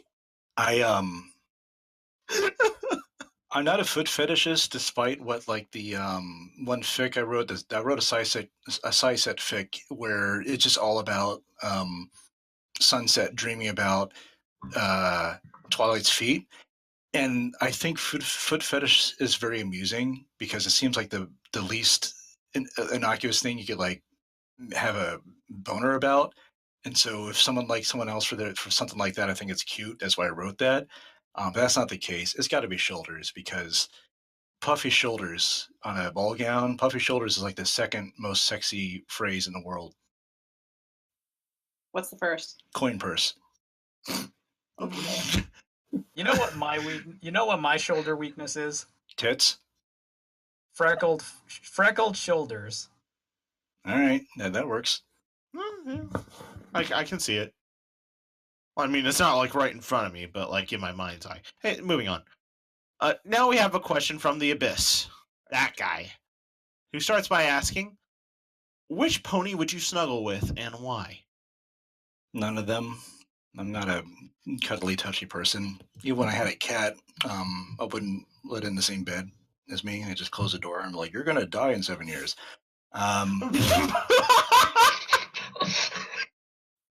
But if I was to vicariously imagine it and it being a good thing, probably be Octavia. She just seems like the velvetest, cuddliest thing. Oh, you cuddle into her and she smells of like French vanilla. That actually sounds lovely. that does sound lovely. Yeah. Or Jasmine. Damn it, Enigma. You just named the potpourri farter in my room. That's what the ponies do. They don't pass gas for rainbows or anything. It's just potpourri. It's just a spritz of Febreze out there. Sit on my face and tell me that you clocked me. Next question. Now we have questions from Some Bro for Life, who starts by asking, "What's your favorite video game?" Legend of Zelda: Majora's Mask. Hey, nice. Good choice. Which, when Ponky asked me to explain in detail, I discovered was a lot of inspiration for Background Pony. Like the whole, Bill Murray Groundhog's Day situation, But behind that would probably be Super Mario Brothers 3 and Team Fortress 2 and StarCraft 1. Oh, Silent Hill 2. That's a life. Yes! Thank you. Sorry. Sorry. It's okay. We are enthusiastic about many of the games. You're in a bathtub. It'll collect.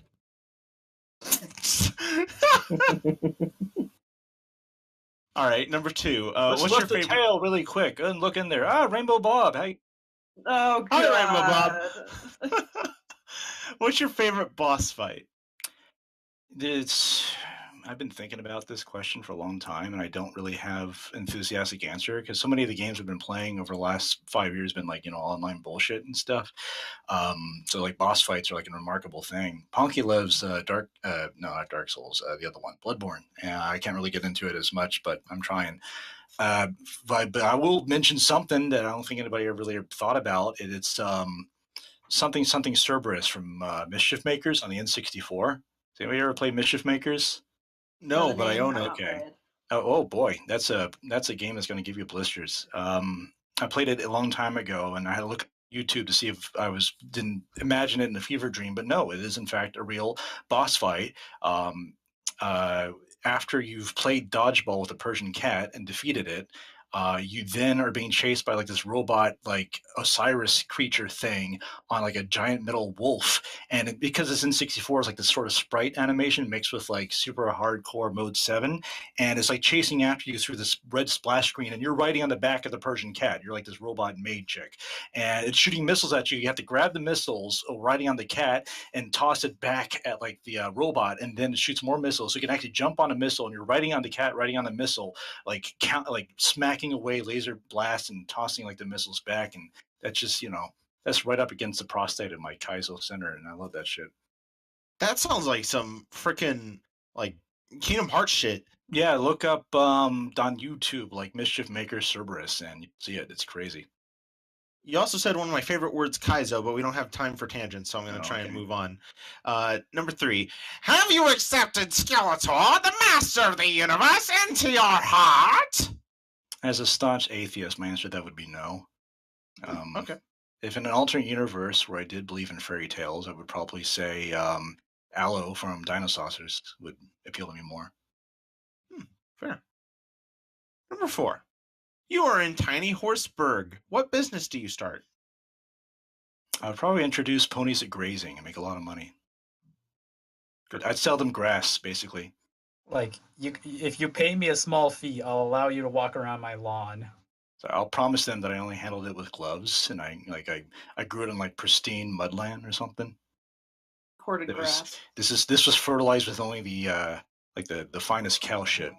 Like these cows, they dined on cuisine before they did to make the fertilizer. Kobe cows, Kobe beef cows.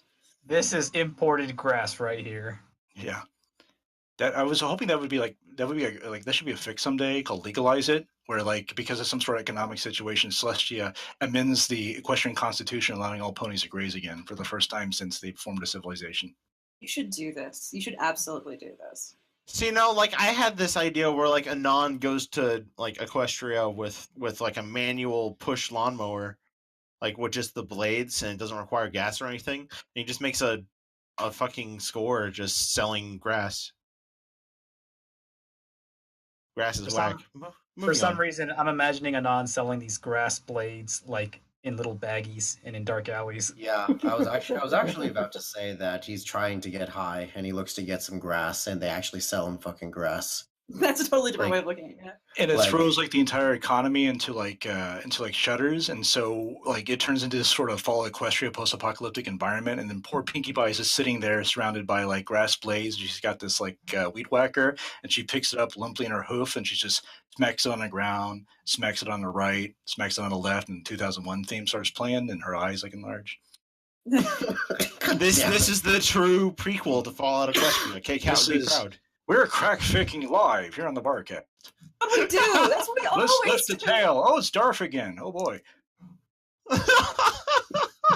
Next fucking question. Number 5. I need to know for a friend, what is the best way to bake 30 cakes at the same time and have them ready in 5 minutes or less? That's minuets. That's 5 minuets. Minuets? Yeah. Oh, 5 minuets. Oh. So I'm Sorry, guessing my dyslexia acted up. I would get Ponky to like sing to the Serenade the Ponies. You know, throw a bunch of crap together and make them believe that they're eating cakes. Huh. Nice. You know, like that you know that stuff that collects on like a dildo that's like slimy and pink and looking, and it's like intestinal fluid. Get a bunch of that together and compact it, put it in the fridge, put it back in the microwave, and then sell it. Where are you shoving this dildo? Whoa. Hold on. The belly button isn't the hole, Skirts. Oh, okay. It was once upon a time. You're not Tommy Wiseau. Intestinal fluid on a dildo. You are absolutely using it wrong. Okay. And you should probably go to a doctor, or she's on her period, in which case, good for you. Glad you can help her out while she's surfing the red tide. You know, part the Red Sea and all that. Number 6. Or she's a dirty communist. Do you even praise, bro? No. Good. Moving on to C²08. I'm reminded of Captain Picard in early Star Trek, where like Q is dressing up as a monk and he's like, "Let us pray," and Picard's like, "We shall do no such damn thing." He's like, "God, Roddenberry, tip your fedora, why don't you?" All right. What is best Star Trek? That'd be DS9. Ooh. Okay. I had to ask that for pencil. Thank you. Okay. C²08 asks, and do ponies win?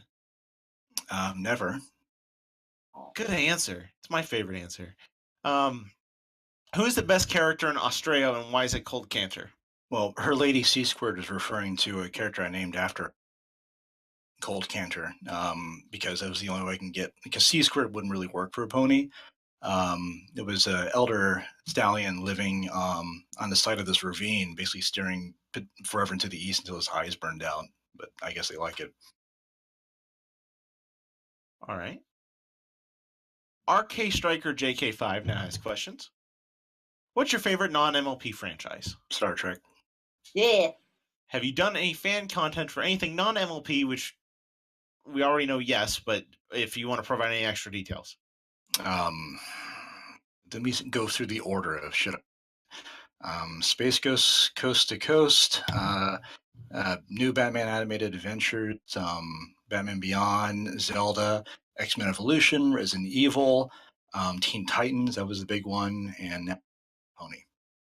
Can I just treat you to a drink? Because I think you just picked like all my favorite series. Cool. Nice. I'll hit you up if I'm ever around your area. I don't drink. I don't drink though, so I appreciate I am the Dr. gesture. Pepper. Yeah, I'll get you Dr. Pepper. Oh, that's very nice of you. I would like some Dr. Pepper. Dr. Pepper on the rocks. You get your tits. You get a Mr. Pibb. What's the tit level? The tit level is almost flaccid. Oh, wow. Oh shit. By Hold the way, hold on. Tits don't get flaccid. That's not. We don't. Okay, I'm done. What's Fine. this? Well, I mean, they can kind of get hard if it's too cold. What's this? Yeah. Then You can heal Enigma with the power of Patreon. Go to patreon.com/Enigma enigmatic talker. only you can cure my flaccidness. Yes. By the way, ShortSkirts. By the way, ShortSkirts. As a fellow autistic fan of Dr. Pepper, do you know what black gold is? Is that the stuff that collects when you leave it in the sun too long? The fuck are you talking? No. Black gold is where you get a cup and you fill it up with 1/2 Dr. Pepper and 1/2 Coca-Cola. Oh, it's delicious, but it will give you diabetes twice as fast. That sounds retarded. Then you Sounds just have a slightly terrible. Why would you it do sounds that? like it sounds like a slightly watered down Dr. Pepper, you fucking asshole. It sounds like a Mr. Pibb. Well, you gotta deserve understand. I live like maybe like 100, 200 miles away from Miami, so I'm preparing for the zombie apocalypse. So I'm trying to harvest like these kidney stones to put into a gun so I can load it up with free ammo. How many true Florida men have you encountered? Well, I work retail, so here I am selling video games, and like this white cracker shows up with like maybe a I want to say an 12-inch, more like a 13, 14-inch iguana draped over his shoulder. It's like, hey, anybody want to buy an iguana? Hey, how about drapes over another customer's shoulder? I'm like, that's a week. Sounds like Florida Man to me. Now we have question. Now we have questions from Grecius. And it didn't have tits, by the way. Who asked, Thank do you. you Thank love? you. Sorry. You have to ask that again. I was screaming. I'm sorry, priest. Do you love? Oh, no, I don't. Now we have a question from that other guy who asks, why are Enigma's hands so handsome? Wait, what? Lord. You guys have seen my hands, right? Have you ever watched a Bruno Mars video all the way through? Self-explanatory. I mean, can you, Enigma, one day, can you just give your hand a Hitler haircut? Like, you know, I probably could. Hitler come over. You have enough, you could do that.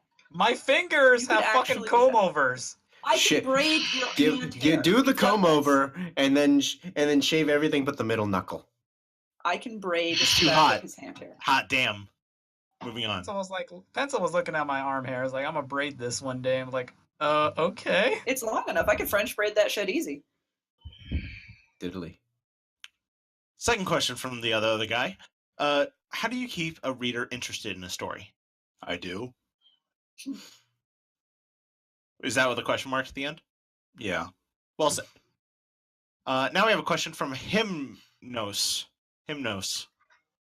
Why, when did you start adding the usernames of readers as character names within the Austreo series?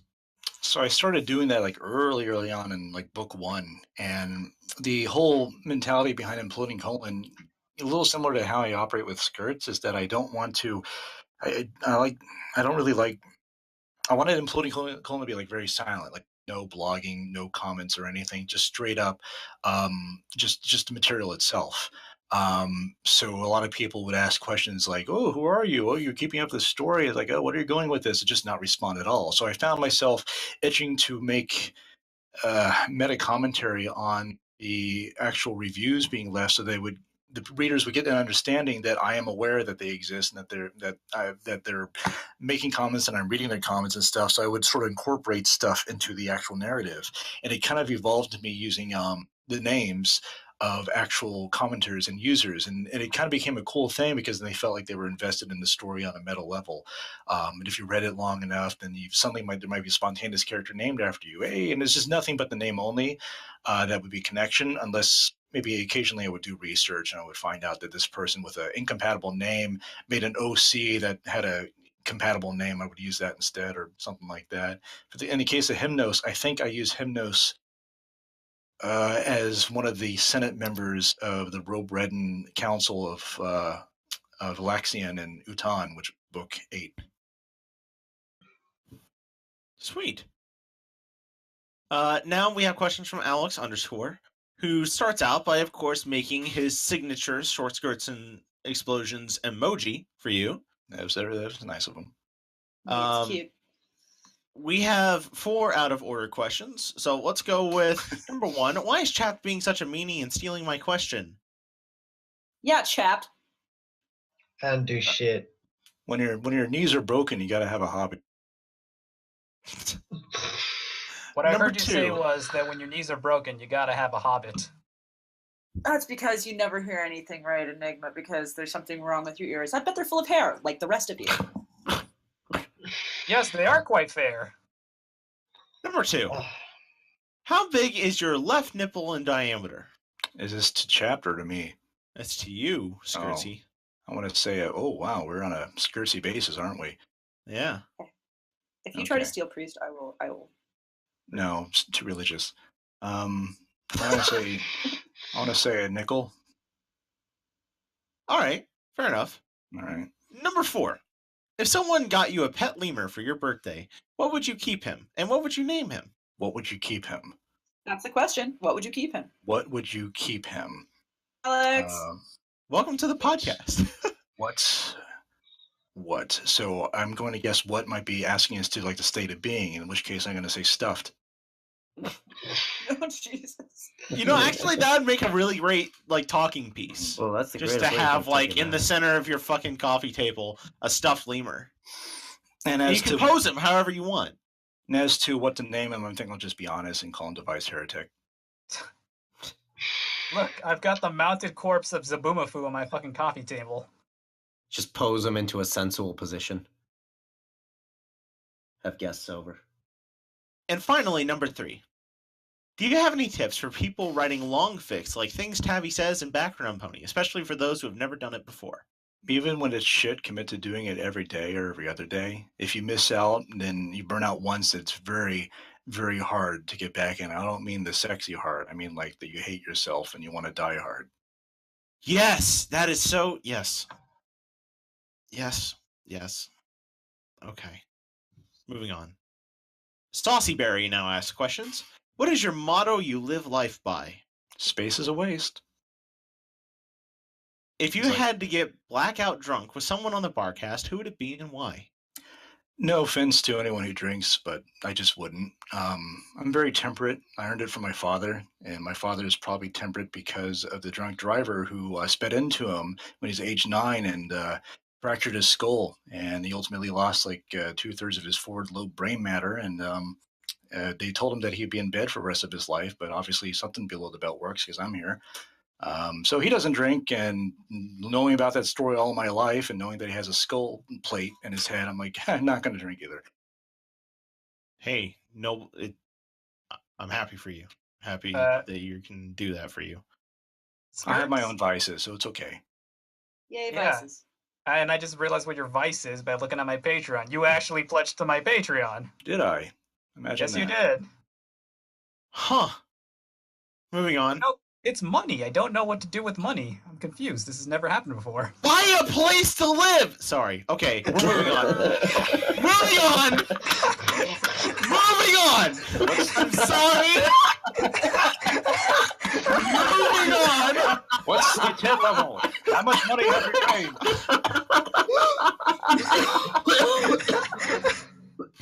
Please don't die, Flam. You have lactation. This is not a drill. The lactation level is that creamy. Oh boy. Yeah, we done it. We did it. Hey, come on, clap. We did it, Reddit. We did it. What? Oh, let's go to Enigma's dad for comment. Rest in Oh, peace, he's not here. Gary Lewis. Okay. Now, Manaphy asks questions. Oh boy! Best emoticon or greatest emoticon? And they're referring to the latest form of cancer to come out on Lemur Cave and Noble Jury, which is remarkable because it took him about 4 or 5 years for Noble Jury to make meme cancer. Hey, I'm glad it makes them happy. I'm not a big fan of it myself, but okay. It's a photo. It's like a fucking paint Microsoft Paint version of Rainbow Dash with her like a very enlarged kind of the wall worm style mouth going, oh boy, let's go to the hammock, Rourke. Yes. It makes people happy, so good for them. It took fanfic blogs by storm. Apparently, yeah, they spammed it, and I'm like, I'm just trying to write this awful story. Please don't add more cancer. All right. I love the Noble Jury. They're great. Yeah, someone asked me earlier, do I love? And but I guess. On a more serious note, are there any MLP characters you've never written about that you'd like to write about in the near future? I've had fantasies of maybe writing a Zagora themed story. It is so hard, you know, like an epic story about Zagora having to return to her homeland and all the ponies, you know, sort of do the Canterbury Tales thing with her to join her. So at least she doesn't have to be the one that talks all the time, but they get to see where she's from and stuff. That'd be great. And I would love to write more Iron Will. Iron Will's fantastic, and he was once in a arc of Appledashery, which doesn't matter because nobody reads Appledashery, but I would love to write more. It's just great. All right. You know, speaking of Zagora, I have this sort of headcanon where she's not from the Zebra Lands. Mm-hmm. She's actually a con artist from like Horse Detroit. She's playing the long con. She's just a white horse, and she painted her own stripes, and she's trying to get an extra buck. She's actually a pharmacist. Okay. What the fuck is she doing in the Everfree Forest? like, You're like, dying there. Lamb, you're dying. It's okay. Lamb. Die It's less. okay. like, what would be your point there? Like, is she Lamb, it's making okay. any money? Free ingredients, Lamb, more you're animals to dying. harvest. Drink Cultivating something. a- Mine, Taylor. Drink something. She's I'm cultivating not allowing grass. you to write to do a writer's workshop this weekend if you're going to be sick and dying. No, I'm fine. It's just Inhaler that time. your Inhaler shit time. killed me. I'm gonna grab my inhaler. Y'all continue. Yeah, inhaler time. Okay, cool. Now we're going to go to a question from Cypher. How'd you find the live-action Beauty and the Beast? Do you like it more than the original? Why not? I was prompted to see that in theaters by my sister, which was an awkward call. And it was a fun experience. High budget, nice production value and stuff. But I really don't think that movie would have had any success or any sort of gravity if you hadn't seen the original. It feels like a recursive fiction of the original material. Like, let's expand on it. Let's do things a little bit different. And Disney's been around long enough that they can do that. The music was good. Like, the songs I haven't heard before were good, but they weren't very memorable. And there's like even before seeing the movie, I'd seen, like, when I went one of my Disney trips, they had like a preview of the trailer of the movie. They showed you like 7 minutes, like one of the the village sequence and stuff, and they have Belle, running out and doing the "I Want Adventure in a Great White Somewhere," and the camera pans around, and in my head, I'm comparing it to all I'm doing is comparing to the original movie, and the original movie has information, has more fluidity, has more like emotion. You can't quite copy that in like live action. And there's like Emma Watson, Hermione just standing still while the camera pans around and shows off all the CG background, and then, like, it doesn't have the same punch to it. And then, sitting in the theater and I'm waiting for all the good moments, like, you came back. Of course I did. But no, it didn't happen. No, it didn't happen the way I remember it, because I prefer the way I remember it. So, no matter what, even if it was Oscar material, be as good, Yeah. I can totally understand. I think a lot of people kind of echo your sentiment. Like, it's not the original, and it never could have been. But and Emma Watson could have been Belle. All right, and I'm off the soapbox. Let's go on. Blade Runner now has a question: human or dancer? Prancer. Fair. Apple Tank now has questions. Which is just a comment to Random E. So moving on to Dub's Rewatcher. Who's better, Quill Scratch or Quill Scratch? I prefer they're referring to the FimFic user. And doing a bit of research, I recognize the avatar. They comment a lot on their fics, but on their user page, they have "We Live in a Kind World" as one of their top favorites. So I don't know. All right. Now we have a set of questions from Uwe Toll, who says, "What do you think about the Equifax hack?" Oh, is this? No. Moving on. Scope Guard Pony. Why haven't I been banned for starting the "oh boy" trend? Skirts. No hard feelings. So, enjoy yourself. Just don't be an asshat in chat, and you won't be banned. Oh boy. Good job, Priest. Oh, I get it. Let's see. Chap then comments on Scope Guard. Mobile Sam asks his signature question: how do you feel about potatoes? Well, I'm part Irish, so I love them. Nice. Now we have questions from Shakespeare Cleese, who has questions for ShortSkirtsAndExplosions. What?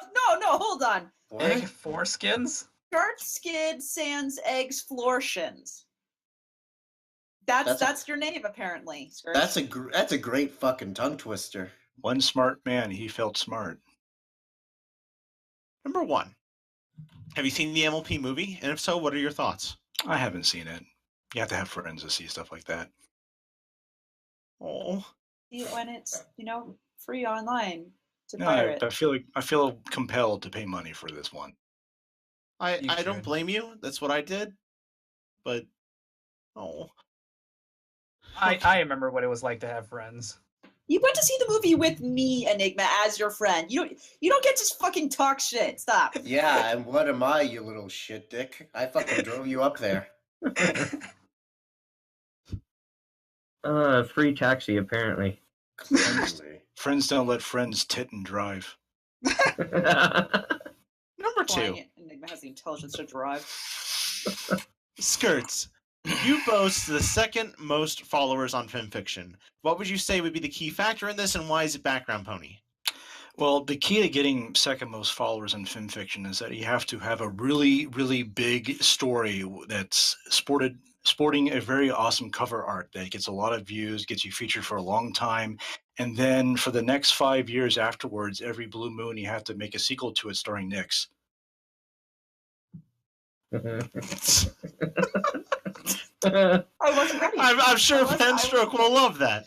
Although, you know, a little bit of trivia here. I know we talked about Background Pony earlier, but I didn't tell you the true secret. Originally, Background Pony was going to be a really epic clopfic. You know, I was going to start out, I was like, I'm going to break the mold. I'm going to do the clopfic of all time, and it's going to open up with like Lyra having sex with her mom and father, and then she moves to Ponyville, and she discovers that that Moondancer and Twilight are her sisters, and they immediately have like sex. So it's gonna be like a big incestuous epic. I was gonna call it Backwoods Pony. Abyss, I didn't know you were on the podcast today. That face when Short Skirts is confirmed for Headless Rainbow. Good lord. Moving on. That was some shade. Number 3. Algebra time. Given the rate of new users joining Fanfiction and the rate that you gain new followers, if Penstroke never gained another follower, how long do you think it would take for your follower rank to become number 1?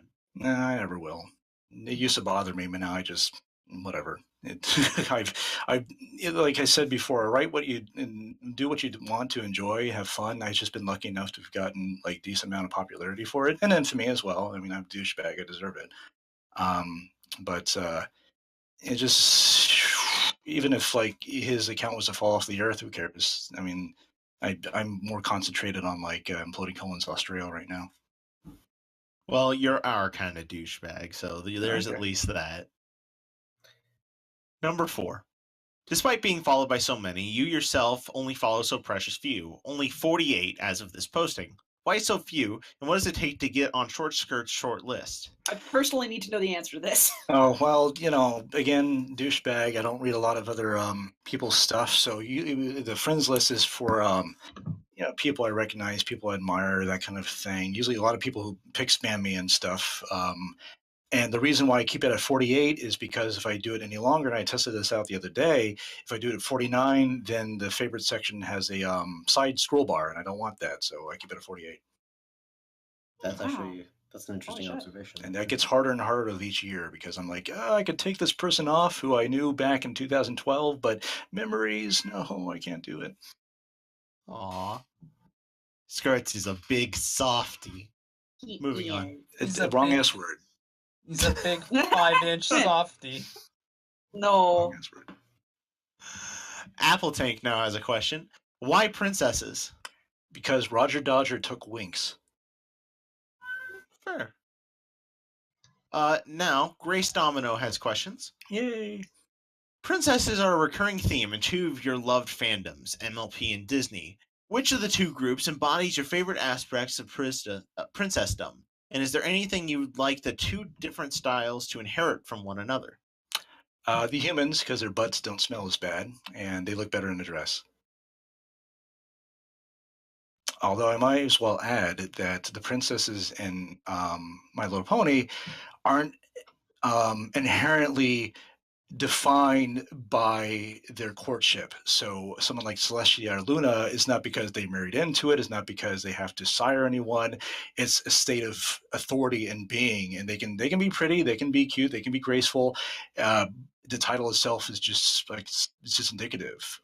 So you don't have to be like tied to a prince or something like that. That's kind of admirable. They were going to go with queen, if I recall, but then like they said, no, queen is too negatively connotated. Make them princesses. No, like I totally agree with you. Like with example with Cadence, like she's not around just to have, you know, a marriage and a baby. Like it's great. All right, well let's move on before anyone can argue. Moving on.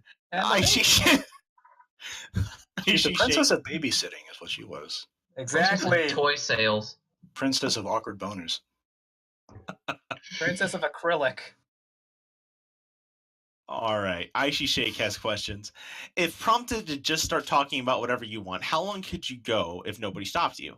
It would either be about Star Trek or about unwritten story ideas. How long would it go? I guess indefinitely about those topics. Awesome. We'll have to get you on a rant one of these days. But boy. Fish on Fire comes on next and is just left sharking it up right away. Who starts by asking, panties? Always and forever. Yes. And now we have a set of questions from Rob Cakeman53, also known as that guy who wrote My Little Dashie. So, tall shorts and denotations. Since we all joke about being your alt accounts, whose account, with their stories in mind, do you wish was actually an alt of yours? How they go about fanfic or their stories, their writing style? I guess the simple question is, what writer on fanfic do you look up to, if not yourself? We kind of covered it. Yeah. Do you have anything else to add? Rob's a cool guy. We've never met physically or intimately, but we have communicated on different chat rooms and stuff before, and he's always a real hoot whenever he's on your program as well. And yes, we have this common love of MASH, which needs to be shared. Speaking of MASH, the following questions are all related to the amazing television show MASH. What is your favorite season? And if you can't think that hard, what's your favorite episode? It'd probably be season 6 would be my favorite season, or 7, when Winchester. The show got way better, and I don't think I'm alone with that belief. Favorite episode is from season 5, which is probably the worst season. It's called Movie Night, and is probably the finest example of televised slice of life you can ever find anywhere. There's almost like no real plot. It's just the cast trying to watch like an old film reel and just trying to keep sane. It's just really, really good episode and great example of a fun dialogue. All right. What is your favorite ship, OTP? If it isn't Hawkeye Hot Lips, then you're a filthy heathen. I don't do a lot of shipping with MASH. I guess I'm a filthy heathen because I never really a Hot Lips connection. I can understand how others did. They kind of manifested it in a 2-parter at some point, but I like kind of the off-screen stuff, like Potter and his wife, Mildred back at home, or BJ and Peg, because something about like trying to stay monogamous to someone overseas while dealing with all that shit is kind of telling. Can you do any Potterisms off the top of your head? Do you have any of your own creation to share? Donkey defecations. I don't know. Whose departure did you find the saddest? Warning, spoilers for those who haven't seen the show. Blake or Radar. You could also say Frank, but this was a more melancholy departure, not sad. I think Blake was obviously the gut puncher because it happened off screen. It was so sudden. With Radar, they at least prepared you. But, the parting of ways, like between Radar and Potter, that was emotional. Like just the ending of the last episode itself. I completely ripped off Goodbye, Farewell, and Amen, the last episode of MASH for A Moment in Your Ferida, which was book 6 of Australia, where I did kind of the same thing. There's like a cast of characters for like 4 or 5 books who just part ways. They don't die off. There's nothing really horrible that happens. They just leave. They have to move on to the next chapter. And I just literally ripped off the last scene in MASH to do that. And it's tough. Characters that are that long established, just saying goodbye to each other and giving them the time on screen to do that is a remarkable thing. MASH is an amazing show. Do you have a favorite character? Hawkeye, Trapper, BJ, etc. Or how about a background character like Kelly, Rizzo, Flag, etc.? The show was always amazing when Freeman, Dr. Freeman showed up. I was never a big fan of Flag. Kelly was nice. Rizzo was actually pretty good, even though he was last second. There was another one, I think it was Sergeant Ames. It was like an asshole in like the middle of the show who was always in conflict with Klinger. But I like the main cast more. All right. And then what did you think of the spin-off series they did of MASH, such as After MASH and Walter? Never watched them, actually. I'm a little tempted to check out After MASH, but it's just, oh God, the show is an 11-year show about a 3-year conflict. It's just, it went on long enough. I see MASH not so much as a real chronicle of the Korean War, but more like a Twilight Zone situation where the characters are actually stuck in this fictitious recreation of a war and they can't get out of it. Like they're stuck in a TV show itself, like Truman Show with more guns. I don't know. But now I haven't seen those spin-offs. I don't think I'm going to anytime soon. You just sold me on MASH by mentioning Twilight Zone. If you're going to get into MASH, the first season is tough. There's a lot of things that by today's standards, I know who I'm talking to, but by today's standards would seem very, very politically incorrect. Like, oh, look at Margaret getting raped again. Oh, well, next episode.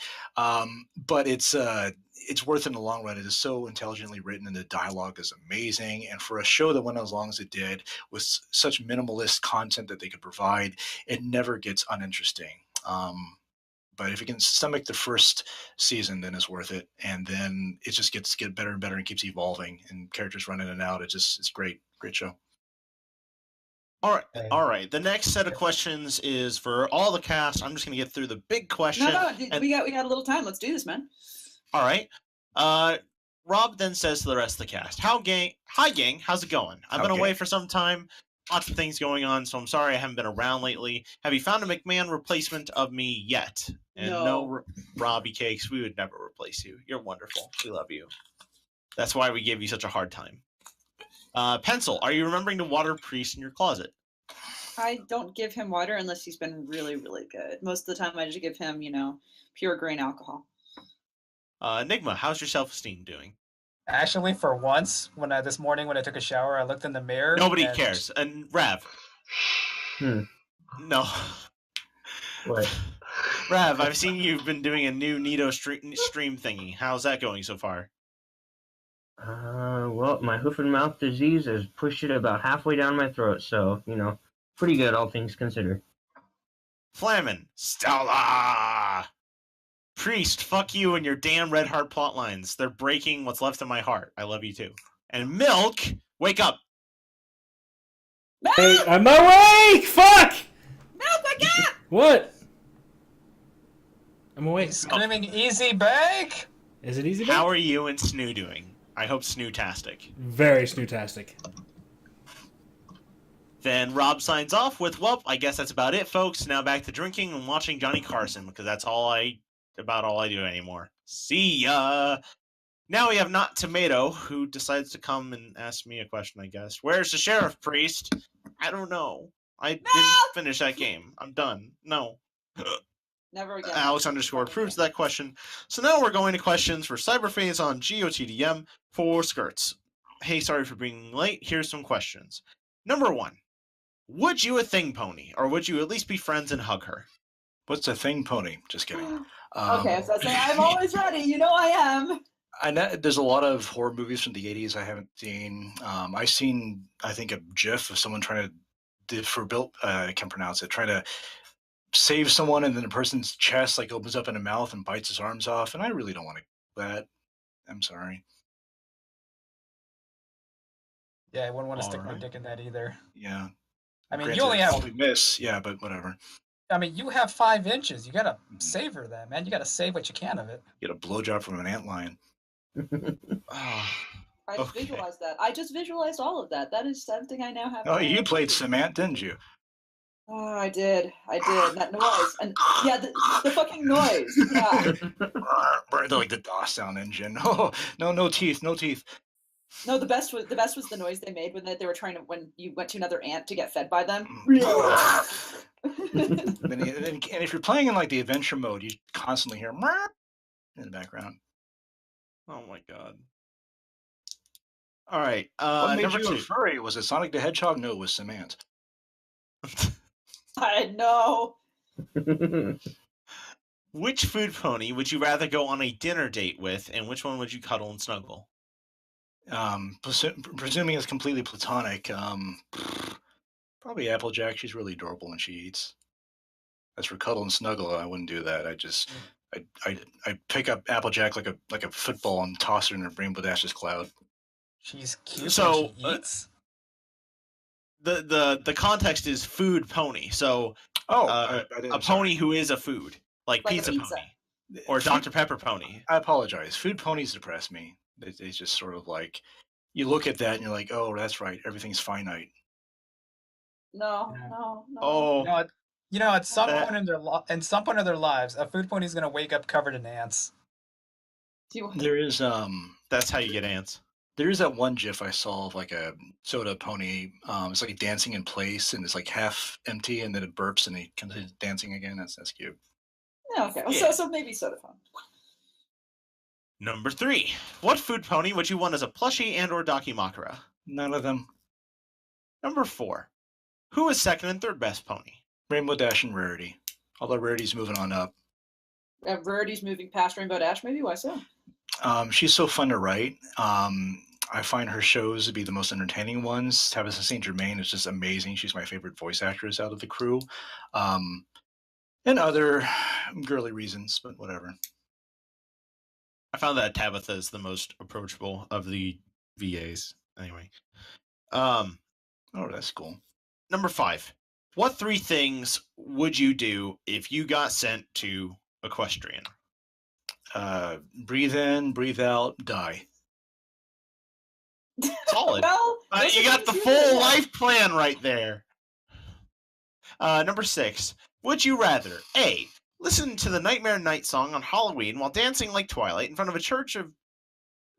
a bunch of kids and parents? In front of a church of kids. Good job. Hey, dyslexia. Moving on. B. Sing "This Is Halloween" from The Nightmare Before Christmas while wearing a clown costume. That's fucked up. That's fuck up creepy. The clown costume thing would at least give me a sense of an anonymity. Ponky loves Nightmare Before Christmas. I could probably bond on that. I can't dance, and it seems slightly less spaghetti-inducing to do something that would obscure my veneer more than anything else. All right. And now, the last set of questions from Am I Dead Inside? Yes, you are. Welcome, Am I Dead Inside?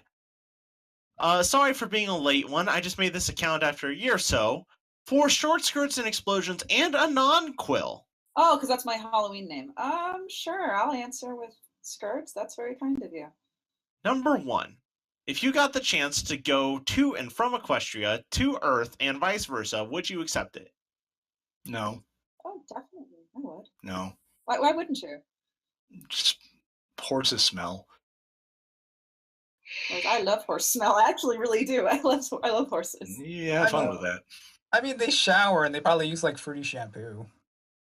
No, I hate bathing horses though, because the moment you're done bathing a horse, they will inevitably go out and find sawdust and roll in it. Every time. Every time. Well, it's because like they want to cover like their body so that way they're not as vulnerable to the heat from the sun. That's why they want to do it. The dust helps with them not getting infections and insects and stuff, but specifically they seek out sawdust, so they look like giant horse cupcakes. I don't want to. Moving on. Whoa. For literally anyone who wants to answer, we have 5, because they repeated 4 once. 5 more questions. If you were put into a situation like 5 squared divided by 4, and were one of the people that would change, what would you do? What the fuck is 5 squared divided by 4? It's the story that broke Fanfiction, because there were so many offshoots of it that people were like, they actually made a rule that you can't do things in the 5 square universe. I don't even remember that. I don't pay enough attention, apparently. What I believe the story is roughly about, and I'm not an expert on this, I'm completely wrong. Humans get turned into the ponies, and in 5 square divided by 4, the main character turns into Rainbow Dash. Okay, so they turn into the pony and I guess replace them? I don't know. I don't think any of us are experts enough to actually answer this question. I'm not sure. So let's move on to number 2. What is your favorite episode of MLP? Ladies first. Your mouth is dyslexic too. A pencil? Oh, are we asking me as well? Yeah, Oh, well, okay. ladies first. Still Bridal Gossip. I love showing that stupid episode to everybody. Skirty? I like the Kitty Mark Chronicles season 1. Mine's probably always going to be Lesson 0. It's wonderful. Chappie? Celestial Advice. Enigma. The latest Pinkie Pie episode. Rav. The sleepover. I don't remember the name of it. Milk. What was the question? Dead. You're dead. Moving on. No, I mean, it was favorite episode of MLP. Oh, I hate all of them. It's a terrible show. Why am I here? I don't know. Don't lie, Milk. You love this. Yeah, I mean, where else would you get the derpy skull fucking if not for MLP? Lewd. Just apply any episode that like centered around Scootaloo. That's pretty much it. That was one. Yeah. So. Number 4. What is your favorite episode with Chrysalis in it? The season 6 finale, not because Chrysalis was in it, because Trixie and Starlight were and had a lot of fuel for Star Treks. I'd say her first appearance because of the music. Oh yeah, no. Stay Aria and whatnot. Stay Aria absolutely makes that my favorite episode with her. I actually have to say the season 6 ending, and the reason why I'll defend that is because this show has a really, really bad habit of messing with villains and either just killing them or reforming them. And they actually found this balance where they didn't reform her, they kept to her character, and she could come back to still fuck things over. And I really like that. She'll be reformed later, which I hope she isn't. Yeah. So they were lazy. Like she slapped Starlight's hoof away, and I think all of us applauded her for that. What is this, fan fiction? I liked her in the season 7 finale episodes. So, I just got spoiled hard right there. Okay, moving on. Number 4, The Return. Is Discord the best reality alterer? I want to say the best reality alterer is probably Elizabeth from Bioshock Infinite, because she looks like Belle. That's all I'll say. Yeah. As long as she looks like Belle. Also, did you say Bioshock Infinite? I hope I did. He did. I heard him say that. I love you a little bit. If you steal praise from me. How does he look in a ball gown? Oh. From experience? Actually, you know the answer to this, Pencil. I do. He looks pretty good, actually. Oh. Picture, it didn't happen. I think I specifically asked no pictures. Oh. Yeah, specifically, yeah. Well, pictures didn't exist in like French Renaissance period. I could sketch him like one of my French girls. That could happen. All right, last but not least, from number 5, Am I Dead Inside asks, Am I Dead Inside? I already said yes. I think we all tend to agree. If we're on this website, we're probably dead inside. It's true. I don't know. I feel alive every time I read a Drace Domino. That is all the questions in the thread. I'm going to refresh to make sure we didn't miss anything, but in which that's case, all of them. Enigma, what's the tits at? The tits, they're at a nice athletic B cup right now. Oh, that's a little too big, but okay, cool. All right. I believe Chap had some other questions he didn't ask because we were trying to make sure we got through them all. So It's true. It's the aftershocks. Did you So you skipped 3 of them, actually. So you're welcome to ask. Okay, okay. Didn't think I was going to go full nihilist during the second half of the podcast. All right. What is your favorite song from a Disney movie? I'm not sure if it was asked. I dipped out for a little bit in the middle. I want to say Reflection from Mulan. I think it's a greatly underappreciated song. It's just made for people who can belt it, you know? I love that song so much. I sing that when I'm drunk. It has a lot of relevance in this day and age. Oh, yeah. The other one was Dr. Pepper. That's been talked about to death. I do have one that I'm not sure. Can I PM it to you real quick? Oh, it was fine. Oh boy. It's gonna be oh boy! Just oh boy! Someone from Noble Jury is gonna go through this entire podcast, grab that little clip of just you saying "oh boy," okay, and that's gonna be the ringtone for forever. This is apparently a mod question. Apparently, Chap Penguin Lips has discovered that I downvoted Utan, which is book 8 of Australia. I didn't do it on purpose. Or okay, I did do it on purpose, but I didn't do it because I hate this story. Downvote. But as a principle, I don't upvote or downvote my own stories. And I guess I was up late one night, and I was wondering, how does it work? Can you unvote by clicking the same thing? So I hit upvote, and then I hit upvote again, and didn't undo itself. Like, oh fuck! And I can't, like, oh god, I can't undo my upvote, so I Well, you- downvoted instead. You can now. You Oh, can now. really? You can okay. remove the votes now. Okay, Really? cool. Because I also I accidentally upvoted one of my own things as well. Oh, banned. Yeah, Done. I was just curious because I was trying to figure out the metric because I think sometimes I see like votes change and I'm like, I wonder if, and I clicked, I'm like, oh fuck, and I have this personal thing where I don't want to ever vote in my own stories. I mean, I infest the feature enough bar as it is by just farting. It's a criminal thing. Right. So I tried undoing it, I couldn't. So I'm like, well, I'll be more honest, and I down. Sweet.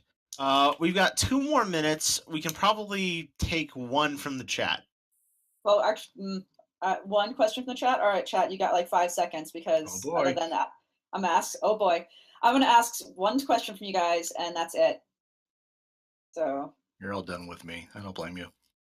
no, there's a delay. That's the main thing here. I'm waiting to see what's. How big are your balls? That's the first question they got out there. Is how big are your balls? I haven't measured them, but the left one's bigger and hurts. You should get that checked. Yeah, just saying. No, just do I like mean, I Randy. can totally understand like being cancer because of pony fiction, but that's like real cancer. Like, I don't care if I lose my sperm. No. You see, you wait till it's big enough, like Randy off of South Park, and then use it as one of those little jumpy balls. Oh God, please don't do that. That sounds like that. Anyway, I think that's all the time we have. It is. We've hit our time allotment, but I tell you what, I loved this podcast. Skirts, it was wonderful having you on. You suck my banjo. Nice. And to everyone who requested this, what can I say but you're welcome. No we one finally did it. Shut up.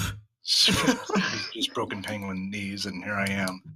Everyone wanted you on here. Everyone wanted you. Everyone wanted Remember, if you don't want to be clitoridectomized, be sure to destroy the Pokemon Go app before you go to Mecca.